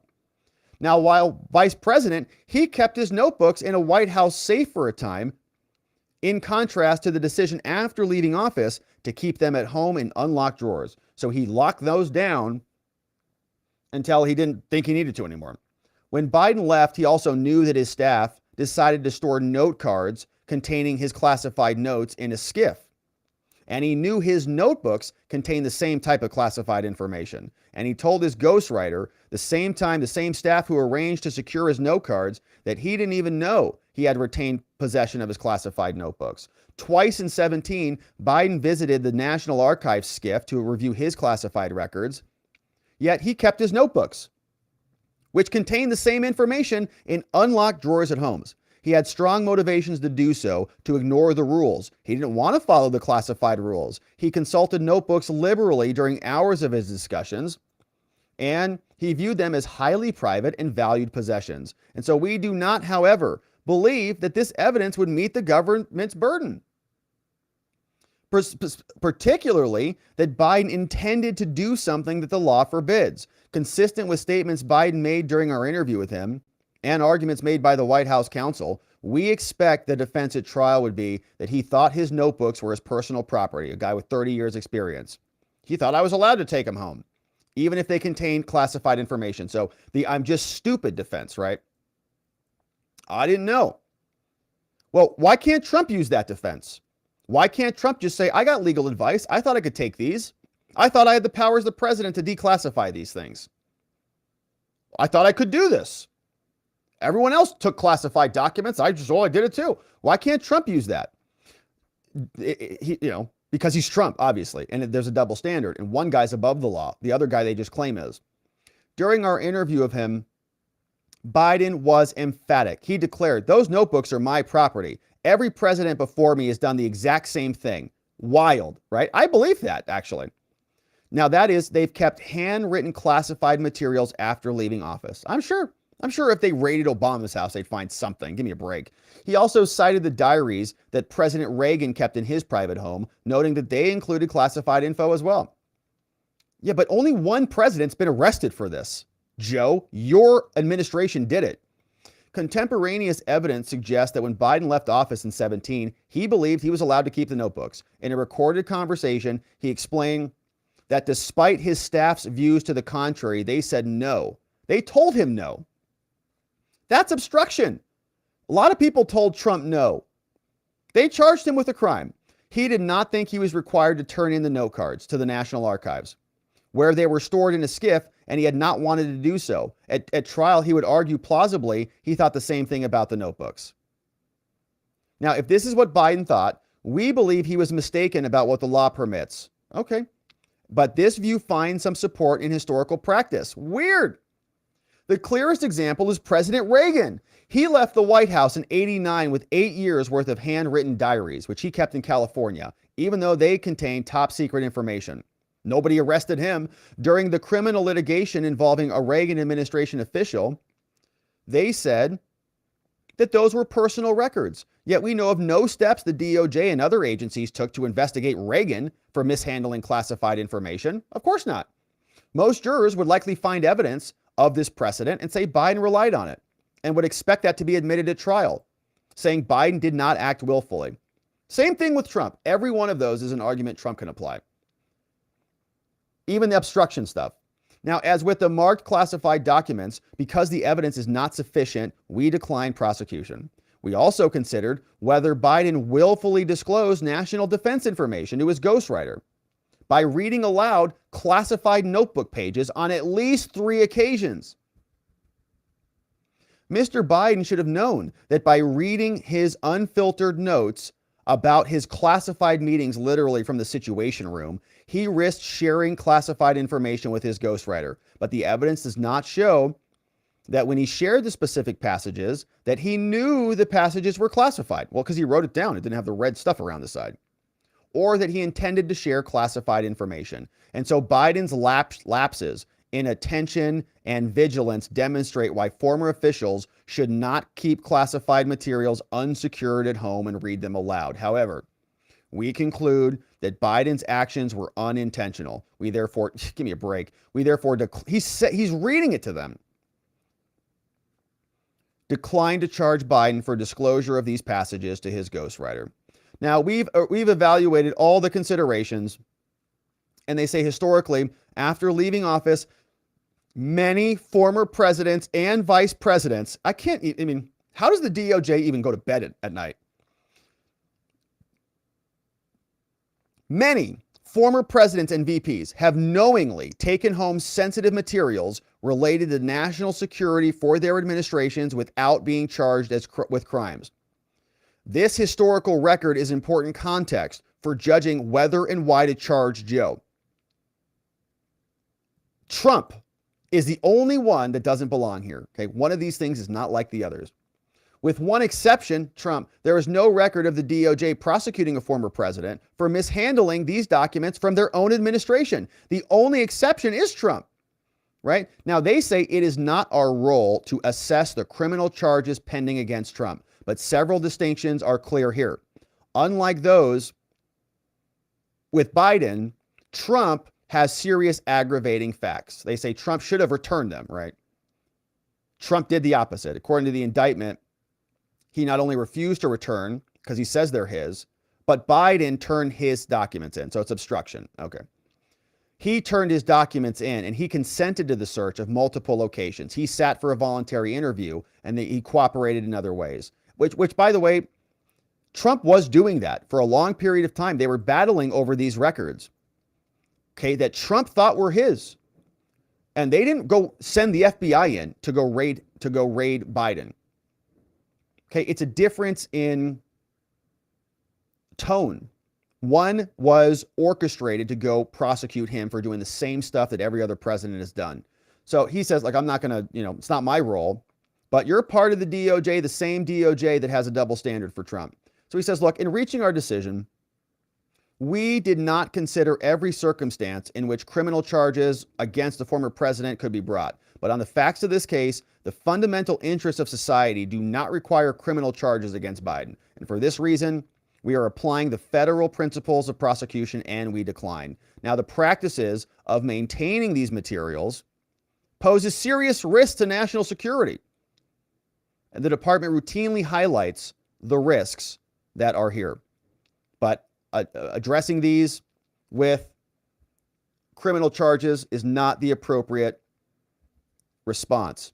Saying, for other recovered classified documents, we also declined to prosecute. The FBI recovered additional marked classified documents at the Penn Biden Center, elsewhere in the Delaware home. We had collections in his Senate papers at the University of Delaware, multiple locations, but the evidence suggests it was not done willfully. He could have plausibly brought those by mistake. We also investigated whether persons other than Biden knowingly mishandled these documents, and our investigation shows they did not. In reaching these conclusions, right, so it's not the staff's fault. Don't blame the staff. They didn't do it. They were following Joe's orders. In reaching these conclusions, we note the numerous previous instances in which marked classified documents have been discovered intermixed with other documents as well. Okay, a lot of other people do it. Only Trump gets prosecuted.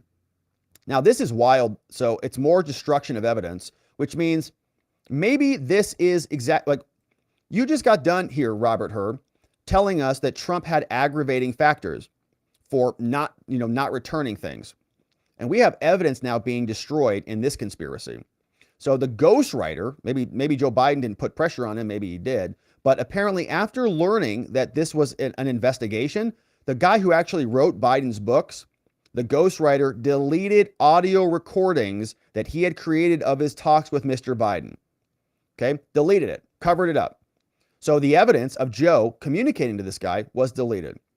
The recordings had significant evidentiary value. Weird. Are they going to charge him with a crime?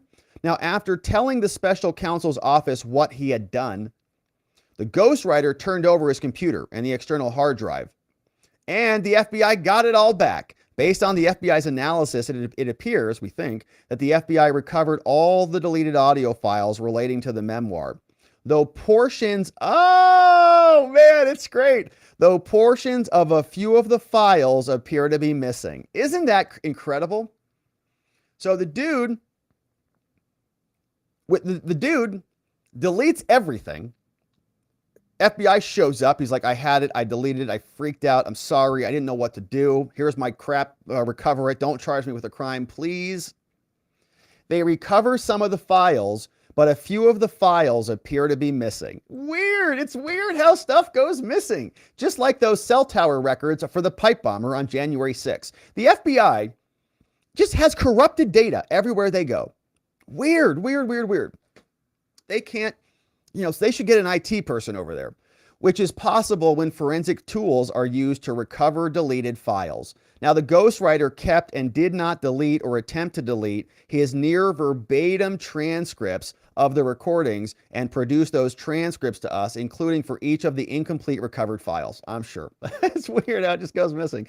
We considered whether to charge the ghostwriter with obstruction, but we believe the evidence would be insufficient to obtain a conviction and therefore not prosecuting him either. Now, while the ghostwriter admitted that he deleted the recordings after he learned, the evidence falls short of proving beyond a reasonable doubt that he did that to impede an investigation, which is the intent required by law. Man, this is like a nice prosecutor. Yeah, you didn't have much intent there. Yeah, you're good. You're good. No crime. Which is the intent required by law, which, by the way, I'm more in favor of, right? Like, I think we've got a lot of psycho prosecutors in this country who are just trying to, not do justice, just pad their numbers. But anyways, in his interviews, the ghostwriter offered plausible, innocent reasons for why he deleted it. Well, they were, they take up a lot of space on my hard drive, so I wanted to, install that new game. He also preserved his transcripts that contain some of the most incriminating information against Biden, almost deleted that, including his statement about finding all the classified stuff downstairs, which is inconsistent. So he gave it up. He's like, no, he actually said this. And the ghostwriter voluntarily produced his notes and devices from which the recordings were recovered. And so therefore, they say, in conclusion, for these reasons, we believe that the admissible evidence would not suffice to obtain a conviction for the ghostwriter on balance. We also do not support his prosecution. And so they go into the rest of this, my friends. We just finished on page 14, and there is a lot more to go. And so, of course, we're going to have the full PDF at robertgovea.com if you want to read the rest of it. That really breaks down everything that happened there. The PDFs are all there. Links are down in the description below. But Joe Biden came out and was very upset about this report. And he came and delivered an impromptu press conference, and it was a disaster. If you're looking for the worst, horror movie to watch this weekend, just put on the president's press briefing and you'll be shocked. But we're going to play some of his reaction when he gets into it with the press. We're going to recap the mistakes that he made talking about Beau's Rosary and Mexico. CNN fact checks him, I think, on 3 separate points, and we're going to listen to all of that before we get reaction from the White House. Kamala, Ian Sams, and of course, Karine, all trying to scramble the paper over this thing. This is what the president sounded like after he got done explaining how he's competent, he's not demented, everything in this report is wrong. This is our president. Things that were moved not by me, but my staff. Take ownership, man. Don't blame your staff. Mr. President, for months when you were asked about your age, you would respond with the words, watch me. Many American people have been watching, and they have expressed concerns about your age. That is your judgment. That is your judgment. That is not the judgment of the press. They express concerns about your mental acuity. They say that you are too old. Mr. President, in December, you told me that you believe there are many other Democrats who could defeat Donald Trump. So why does it have to be you now? What is your Because answer to I'm the that most question? qualified person in this country to be president of the United States and finish the job I started. Do you believe that? Why are you confusing the names of world leaders? Thank you, everyone. Thank you very much. I did not share classified information. I did not share it. With your ghostwriter. With my ghostwriter, I did not. Guarantee you did not. But the special counsel said in the No, report he that he did not say that. Okay. He did not say that. But, Mr. President, one of the... Let me answer your question. The fact of the matter is, what I didn't want repeated, I didn't want him to know, and I didn't read it to him, was I had written a long memorandum to President Obama why we should not be in Afghanistan. And I was of multiple pages. And so what I was referring to, I said classified. I should have said should be private because it was a contact between the president and the vice president as to what was going on. That's what he was referring to. It was not classified information in that document. That was not classified.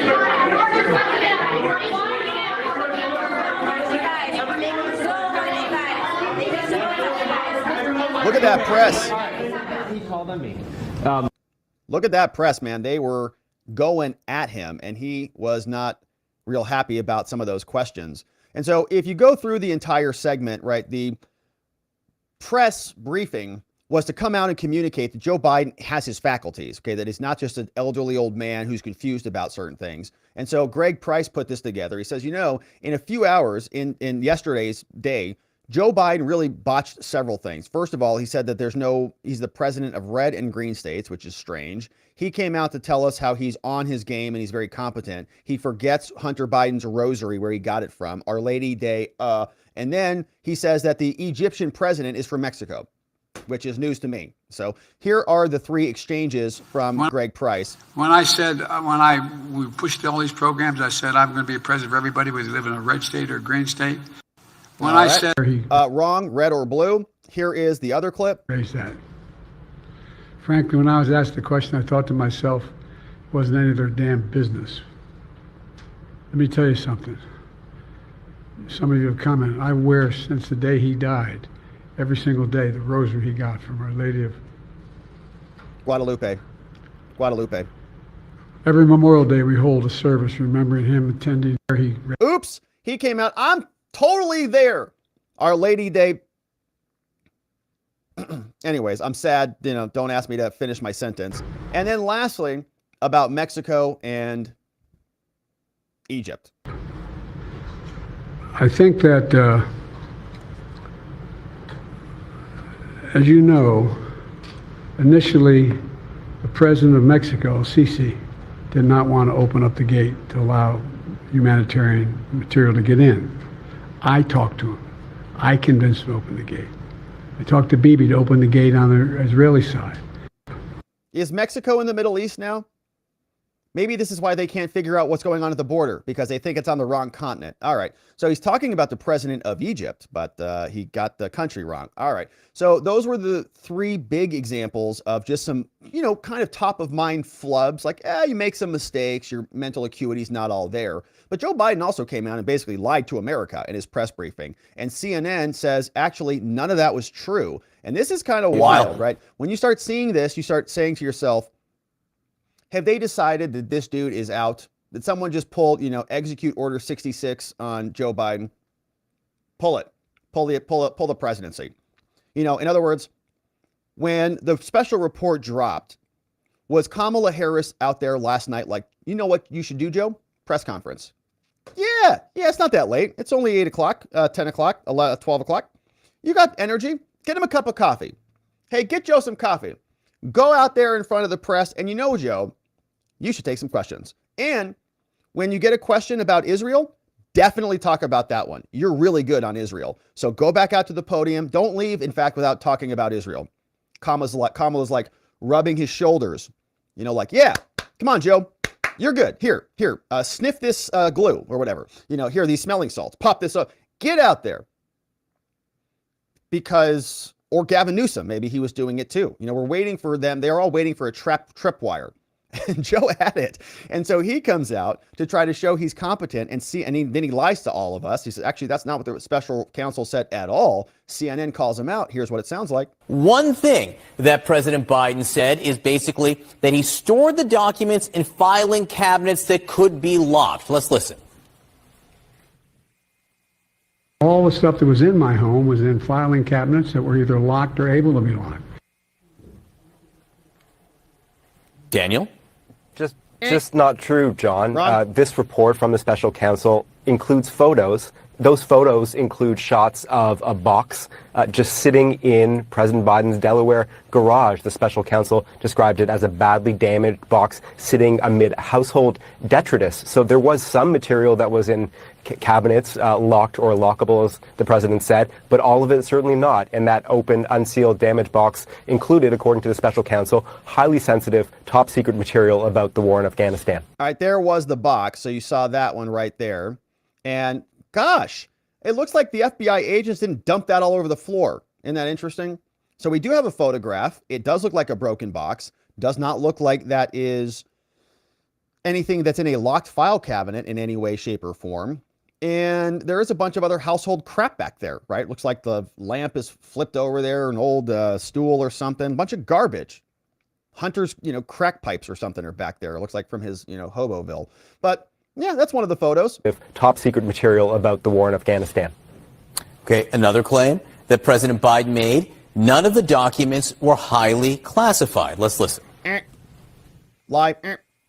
None of it was high classified. Didn't have any of that red stuff on it. You know what I mean? Around the corners? No. None of that. No. Daniel? Thank you, That Daniel. claim that he didn't have any material that was quote-unquote high classified is also not true, John. The special counsel's report says that the president possessed multiple highly classified documents that were indeed marked as being highly classified documents, including some marked as top secret / SCI, sensitive compartmented information. That is a very high level of classification. For example, Special Counsel Hur discussed 2 top secret documents about Afghanistan found in that open, unsealed, damaged box in the garage, one of which Hur said contains highly sensitive info about military programs, and another that contains info about sensitive intelligence and sources and methods. Weird. Now, it's not clear, John, if any of those Biden documents had those colored borders we saw on classified docs that former President Trump had, which I think is what President Biden was referring to when he talked about red around the corners. But still, whatever coloring these documents had, the special counsel says they were clearly marked as highly classified. And then I should add, Hur also said that investigators' analysis of Biden's own handwritten notes from his time as vice president showed that these notebooks also contained highly classified info, though those were not marked. And Hur said a sampling of 37 excerpts found that, quote, 8 are top secret with sensitive compartmented Wow. information, 7 of 8. which include information concerning human intelligence sources, plus 6 others that were top secret. Well, and we heard, Jake Tapper, we heard Rachel Maddow, we heard all these people screaming. These are America's most trusted sources. These are our sources. It's totally irresponsible. Trump should be executed immediately. And now their president has done the same thing, if not even worse. He wasn't president at the time. And then the third claim that he made, Daniel, there was that he did not share classified information with a ghostwriter on a book he was working on. Listen to that. I did not share classified information. I did not share it. With your ghostwriter? With my ghostwriter, I did not. Guarantee you did not. But special counsel said in the no, report he that he did did. not say that. Okay, He did not say that. Yes, he did. Yes, he did. So he's entitled to say he didn't do it. He can defend himself. But he also said the special counsel didn't say that he did share that classified info with the ghostwriter. Except, John, the special counsel did say that explicitly. Hur wrote, quote, Mr. Biden shared information, including some classified information from those notebooks with his ghostwriter. So there it is in black and white. Now, Hur did elaborate that Biden shared classified info with the ghostwriter by reading nearly verbatim from the notebooks on at least 3 occasions, including notes from meetings in the Weird. Situation Room. He did find that Biden, quote, at times tried to avoid sharing classified info, like by skipping over certain material as he was reading them to the ghostwriter. And Hur did write that the evidence does not show that Biden knew the info was classified. Nonetheless, even though the special counsel did clearly give him some material to defend himself with, this is not a factual defense. So he could cite the factual stuff, Hur said, didn't know it was intentional, etc. But declaring the special counsel just did not say what he said, John, is not a factual defense. Important to note, Daniel Dale, always great to have you. Thanks so much. Yeah, okay, yeah, important to note. Yeah, important to note our president's a liar and demented. Maybe he's not lying. Maybe he's just demented. You know, he's like, I just read it. We're like, did you though, Joe? Like, do you know how to read still? What's going on with you? All right, so that is CNN fact-checking him, and that's interesting to see from CNN. Like, wow, they just went one after the other. Liar, liar, liar. 3 for 3. Wow. Thank you for that. So, okay. So who made that call? All right, so Kamala is also very upset about this. You see her head's bobbing all over the place, and she's going to now come out and respond forcefully on behalf of Joe Biden. And she strings together a sentence or two. So, you know, we're going to mark this down as a historic day. I'm glad you asked. Oh, great. Listen, I have been privileged and proud to serve as Vice President of the United States with Joe Biden as President of the United States. And what I saw of that report last night, I believe is, as a former prosecutor, yeah, the comments that were made by that prosecutor, gratuitous, inaccurate, and inappropriate. Whoa, 3 words. October 7th. Pretty good. Wait, what? Israel experienced a horrific attack, and I will tell you, we got the calls, the president and myself, in the hours after that occurred.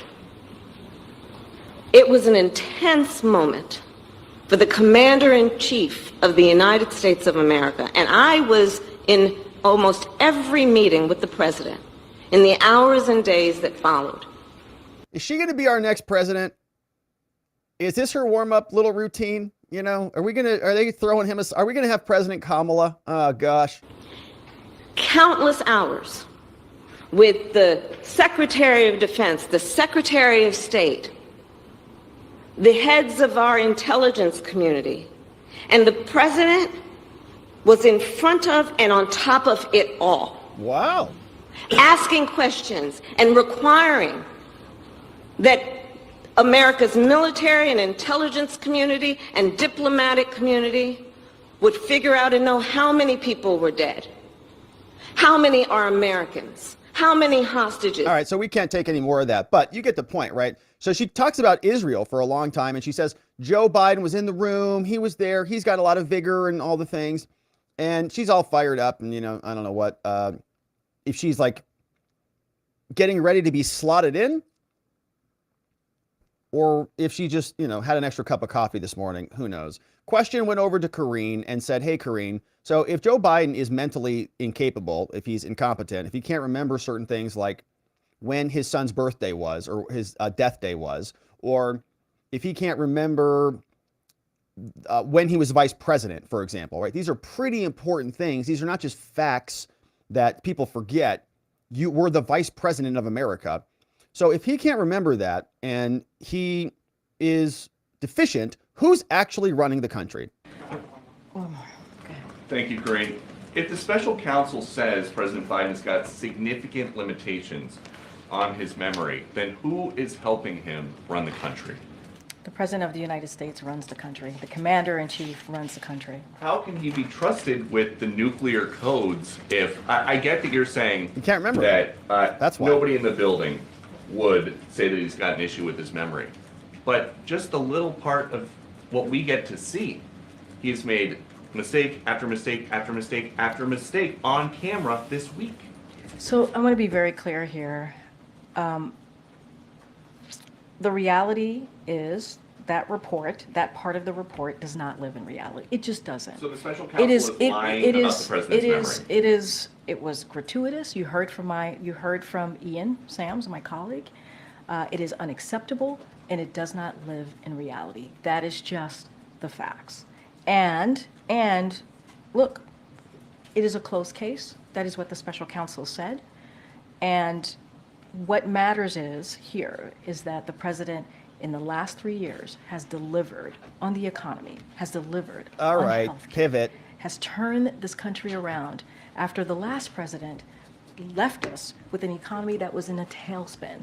That's what we were dealing with. So- That's what we were dealing with. If you think about the world leaders, world leaders and issues that have been going on in this country for the past 2-3 years. So Not his in this country, memory in the doesn't world, matter? 'Cause he right? did- When you think about Ukraine, the president was able to bring That, I together guess. Better NATO point. allies. They've been the strongest than they've ever been. And make sure that we are providing what Ukraine, Okay, the she's brave people of Ukraine filibustering. need Do you as see- they're fighting aggression, Putin's aggression. And that is what this president has been able to do. His experience as former senator, as former vice president, and now president, has gotten us to a place where we've been able to turn things around in a way that we meet the needs of the All right, so just filibustering away. I think that's the end of it. Does she bail? needs of the American people, whether it's domestic issues or national security issues. And that is what matters. That part of the report does not live in reality. Bye, everybody. Have a great Oh, she bailed after Ducey. Okay. So we also had Ian Sams. Ian Sams, you know him. He is a spokesperson. I don't think he's a lawyer or anything. He's just a spokesperson who it was brought out here to address some of this stuff. And here is what he was saying when he was explaining some of these memory lapses. Does that mean that possible memory lapses happened because he was so distracted by what was happening overseas, or do you dispute that he had any memory issues during those hours of interviews? Yeah, they say, you know, Israel. He was very distracted by Israel. And you say, okay, maybe he shouldn't be. You know, he's a president. He can, you know, juggle multiple things. But does that mean that he can't remember his son's death or his time as vice president? I dispute that the characterizations about his memory that were in the report are accurate, because they're not. And I think the president spoke very clearly about how his mind was on other things. I mean, he was dealing with a huge international crisis of great global consequence. Weak. And, you know, he was trying his best to answer questions in this interview because he wanted to be fully cooperative. So there were no memory lapses during. I think, you know, I think there's something important that people should remember about the way that sort of interviews like this happen. God forbid, you know, one of you guys ever have to get interviewed by a prosecutor, and, you know, I hope you don't. You know, witnesses are told, as I mentioned by special counsel, to do the best they can to recall or remember things. And they're not supposed to speculate. You know, they want facts. They want facts and evidence. And so, you know, I think probably in almost every prosecutorial interview you can imagine that people have said that they don't recall things because that's what they're instructed to do. So I think that's just important context to keep in mind. Okay, so that context is not really relevant to the criticism from the special counsel. He said Joe Biden couldn't remember basic dates, right? He's very confused, even going back to 2017. And it's much more than he doesn't recall, you know, whether a breakfast happened at 11 a.m. or 1 p.m. You know, I don't recall that, but, you know, I definitely met, but what happened, the details, I don't know. That's relevant.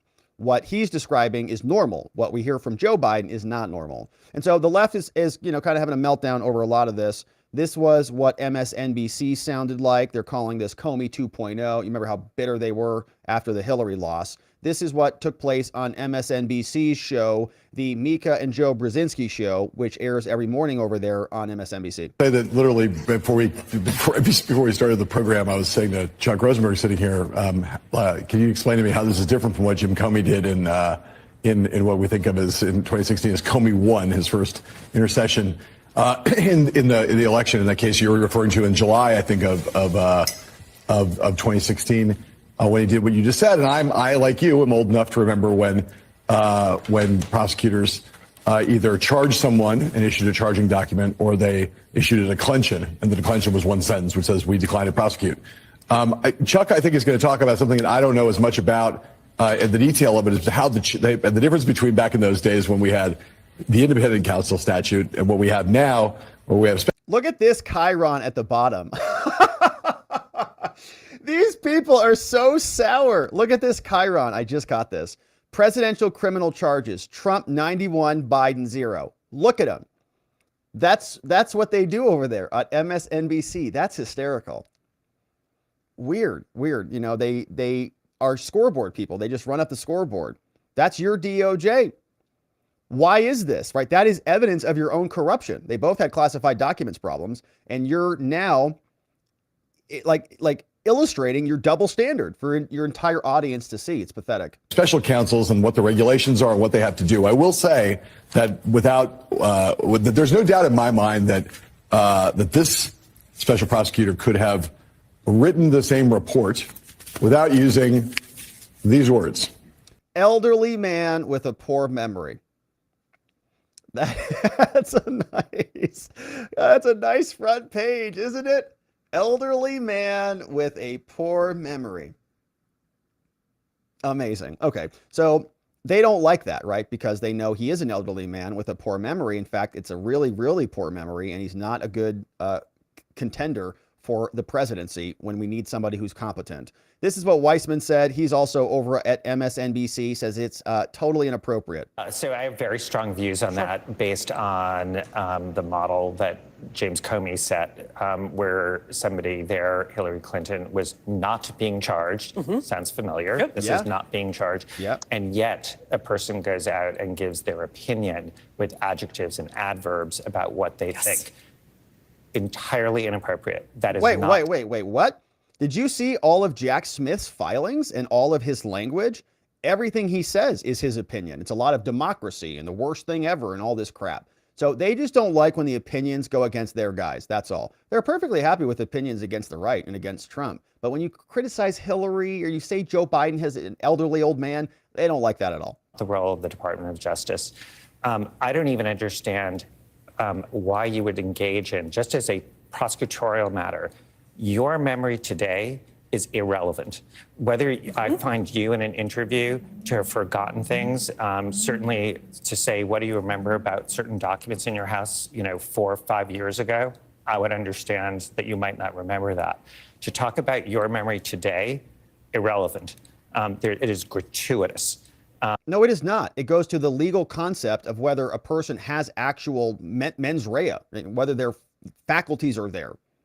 And there are processes. If you are not competent in the middle of a prosecution, there's ways to validate that. Like criminal law has that built in.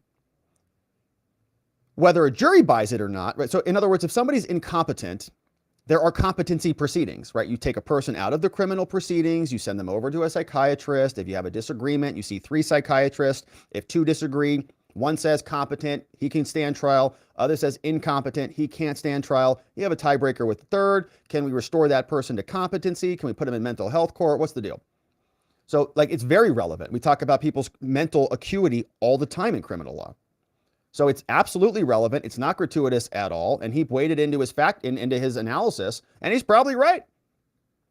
Probably right that if he filed in a Democrat district somewhere, they'd say Joe Biden just got confused. It's all a mistake, right? Likelihood of conviction maybe is low. That's why they prosecuted Trump in D.C. We're going to see what happens in Florida, but they go after him in their favored jurisdictions where there is a likelihood of conviction, even if Trump is innocent. When he is innocent, they don't care. So, all right, that's Weissmann. And they're really having flashbacks to Comey and Hillary Clinton and all the things. We got Raskin, who is explaining to us that these are just cheap shots, man. We don't like these cheap shots from the special counsel. Sure. As the lead Democrat on the Oversight Committee, we would like to do some legislation to get our best archivists and librarians together to figure out a way that we can tag material more quickly and prevent it from kind of negligent mishandling, the kind we had from Mike Pence and Joe Biden. But that is an ocean away from Donald Trump, who deliberately pilfered hundreds of top secret classified government documents and then refused to return them and hid them all over his house. Whereas this Republican special counsel said Joe Biden did that. He had documents all over the place. Penn Biden Center, Delaware, multiple locations. That Joe Biden had been completely forthcoming and cooperative. And they're not bringing any criminal charges against him. He did take some gratuitous slaps at Joe. Okay, so that memo went out, right? Gratuitous. They all got that memo. They all got their text messages from George Soros this morning. Biden, because of his age, and a lot of these kind of age discriminatory and age insulting remarks are getting rather tiresome. All we really need from a special prosecutor like her is a decision whether there's any legal grounds to move forward. He said there's not, and he didn't need to take all those cheap shots. And obviously you could take the same kinds of cheap shots at Donald Trump, who recently... You guys do take those cheap shots all the time. You say it all the time. But it's not a cheap shot. It's part of the legal analysis. In fact, if he were competent, if he had his faculties with him, he might actually be charged, right? Because of the conduct. It was willful. He was sharing it with other people. He knew it was there. And there's a lot of evidence there. Now, the fact that he's not being charged is the double standard, right? The standard is evident. Now, Dan Goldman, our last clip of the day, he is confirming to us that his friends are idiots. He has no one intelligent that he hangs out with, not even Jake Tapper. He says that Joe Biden is smarter than anyone I've ever spoken to. That's how smart he is. This is Dan Goldman, okay, apparently the dumbest guy in New York. The memory lapses that President Biden is described as having in this report, this is not the first time anybody's raised issues of President Biden's acuity. That's true. And in fact, twice this week, President Biden referenced European leaders, conversations he had with them in 2021 when both those European leaders had long been dead. Yeah, he twice. confused Macron with Mitterrand. He confused Helmut Kohl with Angela Merkel. And Are Mexico you really with acting Israel. as if Mexico with Hamas. there's nothing and to Gaza. these issues or these concerns? Well, I saw from the White House counsel that they disputed this recollection of the interview. And I will tell you, Jake, I was in Israel on October 7th, as you know, and President Biden was nice enough to call me. And I can tell you, this was the day before that interview, I can tell you he was sharper than anyone I've spoken to about a very complex geopolitical urgent issue. The memory. Smarter than anyone, sharper than anyone I've ever spoken to.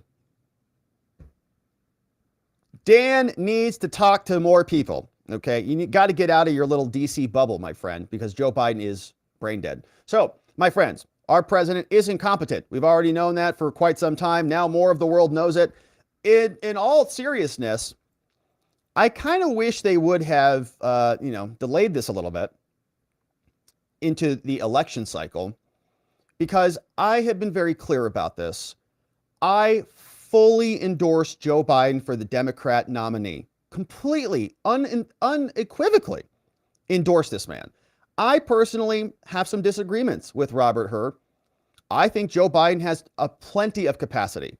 I think he's going to be great. He's got some more pep in the step.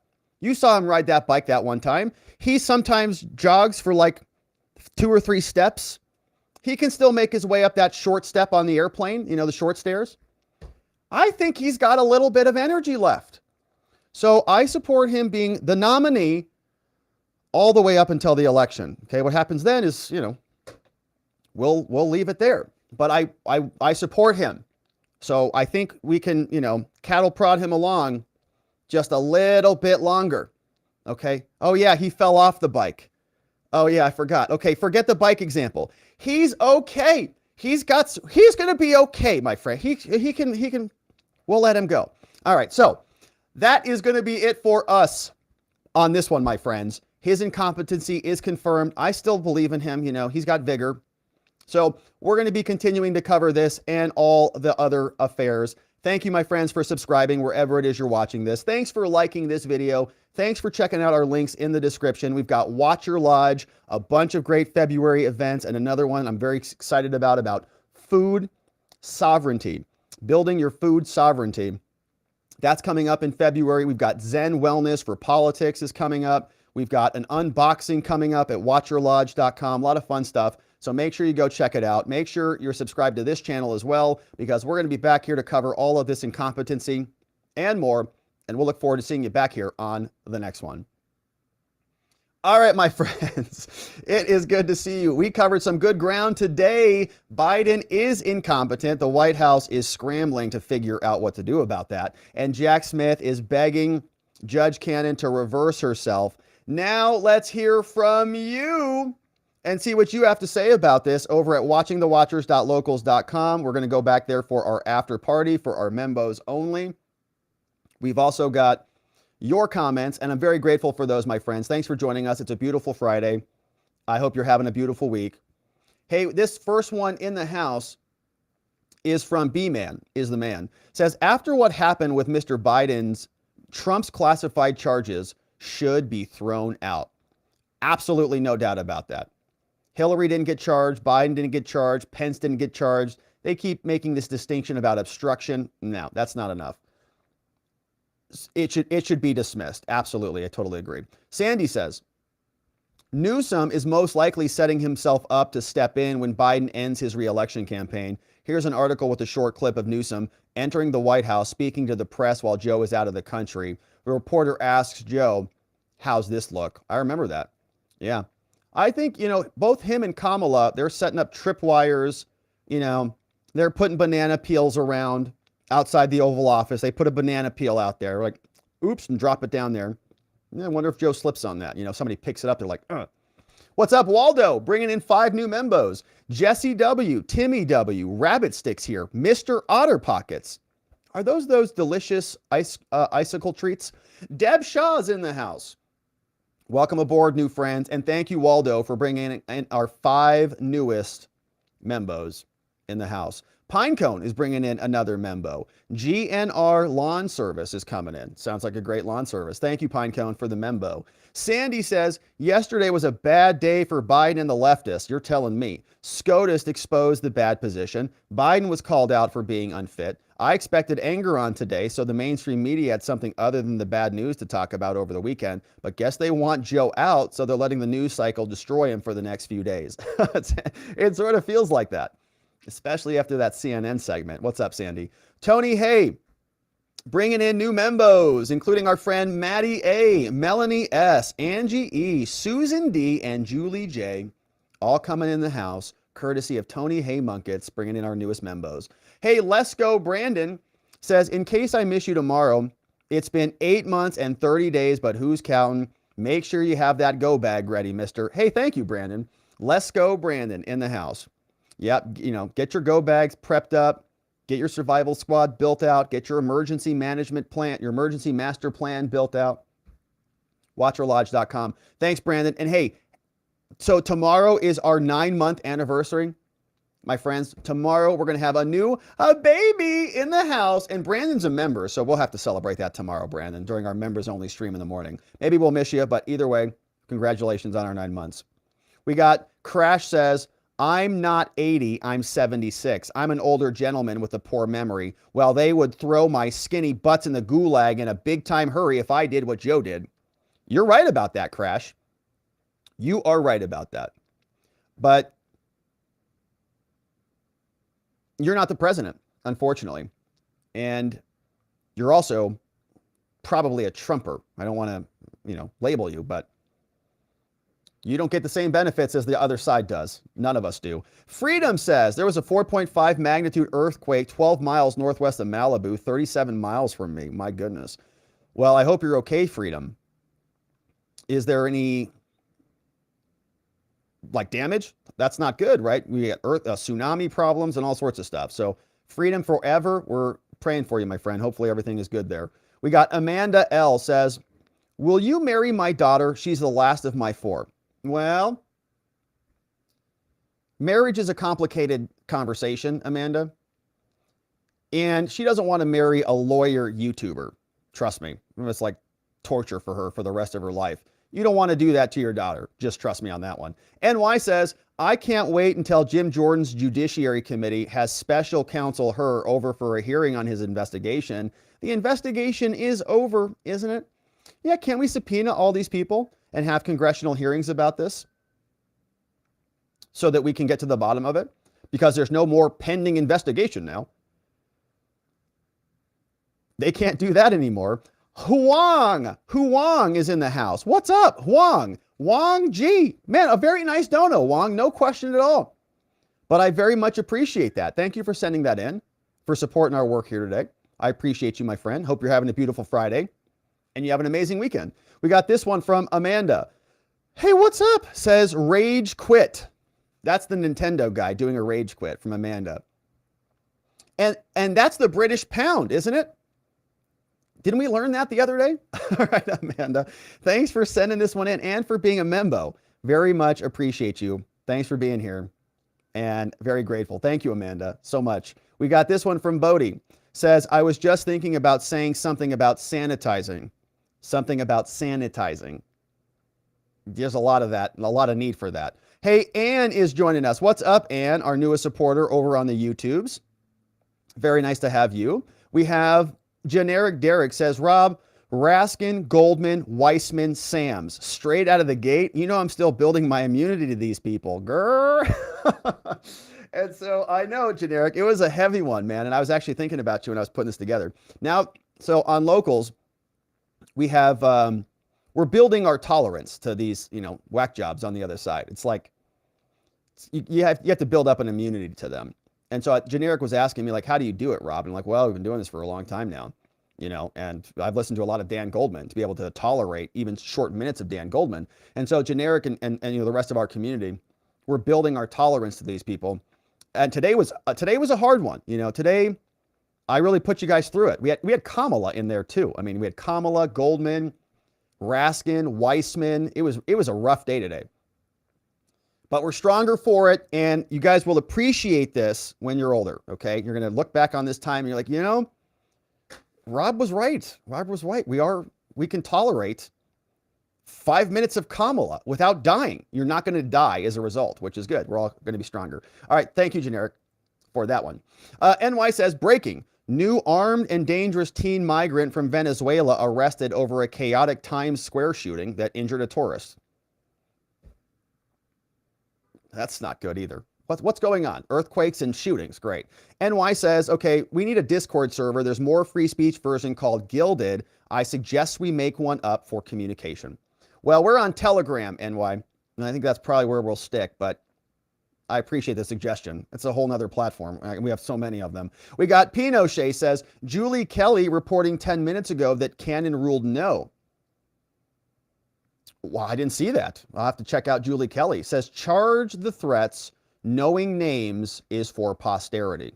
Charge the threats, knowing names is for posterity. Yeah, if people are committing crimes, prosecute them. You don't need to change the remedy to suit your case. Like, stop making stuff up. John McGarvey in the house, bringing in 10 new members. Thank you for this, John. Who's coming here? We got Deepwood. We got Suzanne B. T. Keen. Mom's Wholesome Videos is here. Ghosty Ghost. Christine. We got Francis W. Mother of Papillions.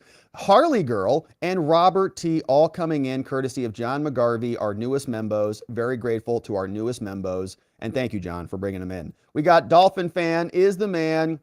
Bringing in new members. David W. Jim W. David H., Marjorie E., and Natasha M., all coming in, modding down the fort. I'm sorry, as new members coming in. Thank you, Dolphin Fan. Sportfish says, another great show. This is over on Rumble. What's up, Sportfish? Says, another great show, Rob. TGIF. No doubt about that one. And thanks for watching and being a member over on the Rumble, Sportfish. Appreciate you. Angry Bellspout says, why can't we take NGOs and government officials aiding and abetting the invaders and charge them with treason? Well, that's a good question. So if we had prosecutors who were enforcing the law and being very aggressive with it, I think you could. Charging government officials is questionable because of immunity. Charging Joe Biden might not be questionable as soon as he leaves office because the DC Circuit says there is no presidential immunity. So maybe it will happen soon. Maybe somebody in Texas will do it. Sandy says, I can't wait to hear what the purpose of filing a motion to reconsider in a criminal case is. I understand in a civil case, it's a stall tactic to stop the clock. Basically, I'm asking a judge to say I was wrong. That's not going to happen. Looks like Jack is panicked to stall the release of whatever is in that motion. Vientikiss is reminding us, hit that like button, my friends. Knox says, TGIF all. Think about it. Who would allow Joe Biden to watch your dogs? That's a great question. Not me. I think he'd forget. Alas, he runs our country. If Joe Biden was your neighbor, do you think he'd come over there and feed your dogs twice a day? Take them out? No, I don't think so. Hey, Steven says, as someone with a top secret SAR clearance, I can't tell you how mad this makes me. The rules are drilled into you from day one. It is a felony to mishandle stuff. I believe that for all day, but you're not, Joe Biden. Those documents would be two-man rule. You can't move them alone. That's crazy, right? Think about that, the practicality of that. Joe Biden's just, moving them all over the place. It's crazy. Wild stuff. Good to see you, Steven. Thanks for those great comments and very nice donos. Zone Girl says, remember early in Joe's presidency, he made an announcement that he was reassigning Trump's Secret Service, who had served with him during his term. It made my antenna go off that it was not good for Trump. I noticed he had some young girl on his team the other day, not his usual team, so I do expect Secret Service is in on the witness team. And they probably want their names out. Tony Hay says, 5 new membos. We got the big guy's crackhead son is here. Wow. We know who that is. 3D Slug, Jesse W., Toodly Pip is here, and Patrick Ryan all got membos coming in the house. NY says Presidential Records Act doesn't mention the VP. That's interesting. Says seems the National Archives in the FAQ website. It says that the VP is interchangeable for the president. Very convenient for Joe. So interesting, the National Archives made a finding that even though the VP isn't mentioned, it should be used interchangeably. Thank you for backfilling that, NY. I didn't know the answer to that. Kitchen Mortician, first super chat on our live stream. What's up, Kitchen Mortician? Says, I feel like the feds are drowning your lives with ads. You are the only creator whose lives have upward of 75 ads? What? That's the first I've heard of that one, Kitchen Mortician. That's a lot of ads. That's too many ads. I'm not getting paid for 75 ads, I'll tell you that. We got Wild Thing says, would a prosecutor normally look so hard for defense claims as opposed to finding evidence of guilt? Sounds extremely strange. No? Sandy says, people should take note of this statement. If you're unfortunate enough to be deposed. Yeah, I'm looking at some of the ad feedback.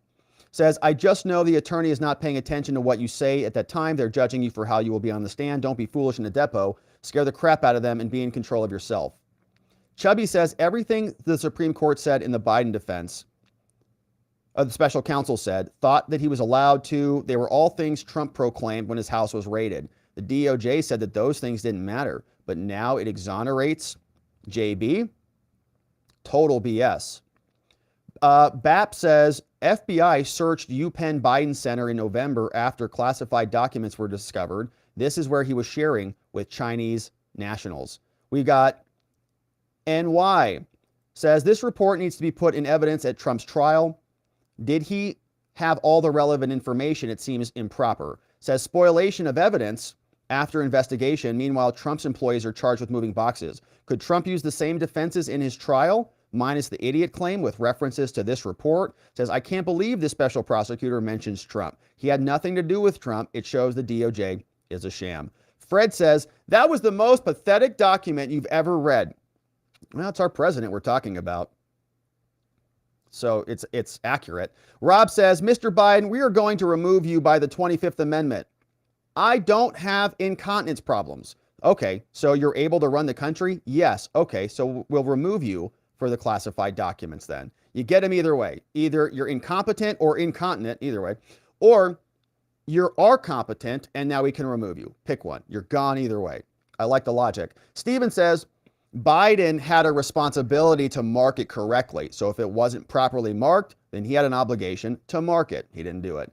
Tony, hey, 5 new membos coming in. Salty old guy. Jacob A., the one-headed man is here. The one-headed man. What head are we talking about? BA and Cloud99 in the house, courtesy of Tony Hay in the house. Harold M., first super chat. No question on that, Harold. Thanks for sending it in. Thanks for sending the first one here on our channel. We got the Mexican Marauder, says, not sure if I'm more offended by Biden thinking Mexicans look like Egyptians or that he invites people to trample through my country to the border. That's a good one. Mexican Marauder. Yes. I don't know which one you should be more offended about. But you're right. He is inviting a lot of people through your border. And apparently you guys are responsible for not opening up. Like Mexico's responsible for this whole thing in the Middle East now. He tried to get you to open up resources, Mexico. You guys didn't do it. Thanks. Thanks for that, says Jill. We got Pinochet. The Hamas caucus is not going to be happy with Kamala. No, probably not. For her heroic activities on 10/7. Says, 2 tiers of justice. See, we disagree with the DOJ too. Yeah, you're right, Pinochet. Look, we're pretty consistent here. Okay, the DOJ is just garbage in general. We don't, lap them up when they're prosecuting Trump and then lap them down when they're prosecuting Biden or whatever. Like, it's just garbage across the board. We call them out all the time. Sandy says, Kamala is ultimately responsible for instigating the 25th. She is also responsible criminally for sitting back while knowing he's mentally incompetent and signing off on any order that he gives while being incompetent. Knox says, Biden reminds me of one of those really high-strung clients that makes you hold your breath when entering a plea, hoping they won't go nuts, take off their pants, etc. Yeah, kind of like Hunter did. He didn't take his pants off, but he kind of went nuts and it blew up the whole plea. Yeah. Yeah, Joe Biden's, you just got to be, dude's like a walking, ticking time bomb. Not good. Rob says, we know the Confederate insurrectionist Obama has been running everything. I think that's probably the most likely explanation here.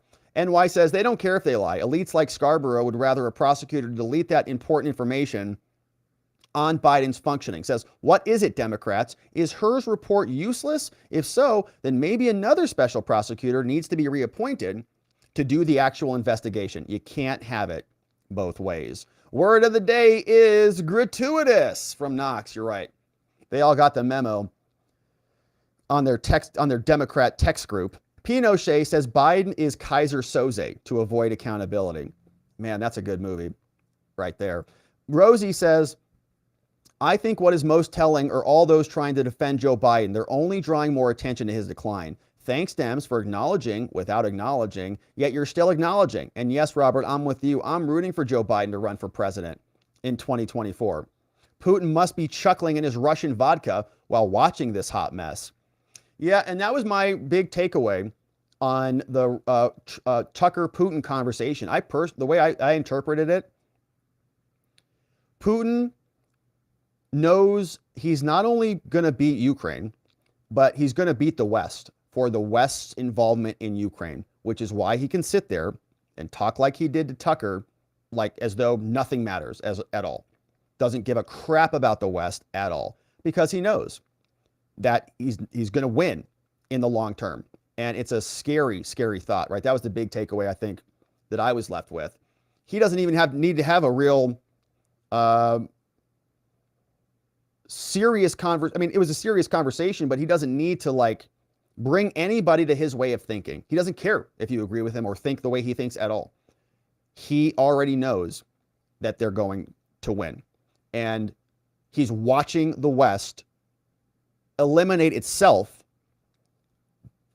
in this battle. And it's a scary thought, right? He seemed very confident. TL says, that was from earlier this morning, I think. TL says, listen to Putin and make your own decision. Yeah, I'd encourage you to listen to them. It was a very interesting interview. The Chugi Show says, I encourage everyone to listen to Danny Ann's take of the interview. She explains when Putin is being honest or giving revisionist history, she is based. Says Democrats just opened up a criminal investigation into Kennedy. That was Glocky McLock. Saying Democrat, they did that. That's interesting. So look at that one. Michael S., welcome aboard to our latest supporter, Michael S. The pound is apparently $1.26 of a dollar. Wow, thank you for the currency conversion there, Roy. We got this one from this old guy. Says, I watched the Vlad Putin interview with Tucker, and while I believe Putin is completely antithetical to most everything democratic, I was struck by his intellect and his knowledge of Russian history. I kept thinking, this is the level of national leadership Joe Biden is up against. There's no contest there, and that fact is completely living in reality. Yeah, I agree, this old guy. I think that our president should be like the all-star of America, should be the smartest, most, capable person that the country has to offer. And we have Joe Biden. Because it's like a sports game already. It's like you want your leader to be able to go best the other leaders. And we have Joe Biden representing America. My goodness. L. Hammond. What's up, L. Hammond? Thank you for sending this one in. Very grateful for you. Dan says, hunters in Malibu. A directional weapon was... well, that's a scary thought. The Chinese are causing earthquakes in Hawaii. NY says, maybe it's a big mistake. Maybe Mayorkas opened the wrong gate, letting in all the migrants. It's all a big misunderstanding. LOL, knee slapper jokes on us, America. It's all just a mistake. Oops. Oh, we accidentally printed another $1 trillion. Oops. Sandy says, research Walt Nada's employment history. He was still employed with the Navy while being with Trump at Mar-a-Lago. Former presidents don't get Secret Service, but they don't get military. Steven says, they can't steal an election for Joe and get away with it. But at last minute, a fresh-faced Gavin or Big Mike and presto. I agree. Stephen, I think that they've got a lot of, plausibility with someone else, not with Joe, especially not with his approval ratings and everything. Ray K says, what's even more scary, Rob, is if the West wins. Yeah, I mean, does anybody win? Like, Putin's got nukes. Like, does anybody win? I don't know how that works out, but yeah, what I saw from Putin was, I would say, assuredness and sort of almost a disconnect, like a fatalism, a confidence. It was interesting to watch. So thank you for those, my friends. Ray K, thank you for sending that one in. Let's say hello to our friends on the X platform real quick before we hop over to locals to say our goodbyes as we wrap it up. We've got some people watching us on the X platform. And who could it be? Who is dropping in the comments over there at Rob Govea ESQ? We got 12 viewers. Okay, not a lot, but that's okay. We've got some comments here from Paul Minot, and Danny McWilliams is here. And V says, Discord is owned by Microsoft, so avoid it. Yeah, okay. James Pepper says 2 ads. Okay, that's different than 75. Danny says there are thousands of laws. Tell me what I can't do to you, but there is no one law that says I must help you. Dark Side says, Rob, make it stop. We have a lot of painful things to listen to. Raven Madness is in the house. Suzanne is in the house. We got Paul Minot dropping some memes. And yeah, Eric says, yeah, the first sitting president in history to be declared legally incompetent to stand trial. Wild. And another one from Paul says, it's always in the eyes with these folks. It's always in the eyes with these folks. Yeah, there's something about having no soul, I think, that you can identify, as you can see it pretty clearly. All right, my friends, those are our friends on the X platform. We are going over to watchingthewatchers.locals.com right now to say our goodbyes and wrap it up on the week. So come and join us. We do Saturday streams. We're going to be on Locals tomorrow, and YouTube members, we're going to see you tomorrow for our members-only streams. So see you at 11 a.m. Eastern time tomorrow. And then we have Watcher Lodge. Tomorrow, we're doing an unboxing at watcherlodge.com. We're going to be unboxing this tomorrow. And I think I have this here. This is the scanner. You can see this is the box. And we're going to be unboxing this tomorrow. So come and join us, watcherlodge.com. We're streaming it on this platform, so make sure you add that to your calendar and you come and join us. And then don't forget to sign up for this survival squad right here. It's still up. It's still free. It's still in front of the wall. So grab it, survival squad, and your EMP, your emergency master plan, watcherlodge.com. RobertGovea.com if you want any of the PDFs that we went through here today, and you can sign up for the newsletter and grab some gear at the shop. But we're going over to watchingthewatchers.locals.com. Before we do, want to say thank you to the mods who mod down the fort for us and keep things nice and orderly. We also got a couple extra donos that came in. D-Ham says, the difference between the Trump and Biden prosecutions makes me sick. After serving 6 years in the VA and the National Guard, I hate the government. Well, first of all, thank you for serving your country and us. And I'm sorry that we're having this discrepancy between the system. It makes my blood boil. You're not alone. Hey, what's up, Pritchie? Welcome to the community, Pritchie. Grateful to have you as well. And now we want to thank the mods. Vientikis Prime, K-Beans in the house, Just Cause, Playing Hooky, our friend Ronnie, our friend Zulu, Beyond Geo, we got Zach Nichols, John Allen, Janek, and Dog Digger, and Donut Me, all modding down the fort, keeping things nice and orderly. Our meme smiths, Geegum Geegum on Locals, Nathan N810, and Sleepy Dog Lee, modding down the fort for us. And so, my friends, that is going to be it for us on the day. We are going to say our goodbyes at watchingthewatchers.locals.com.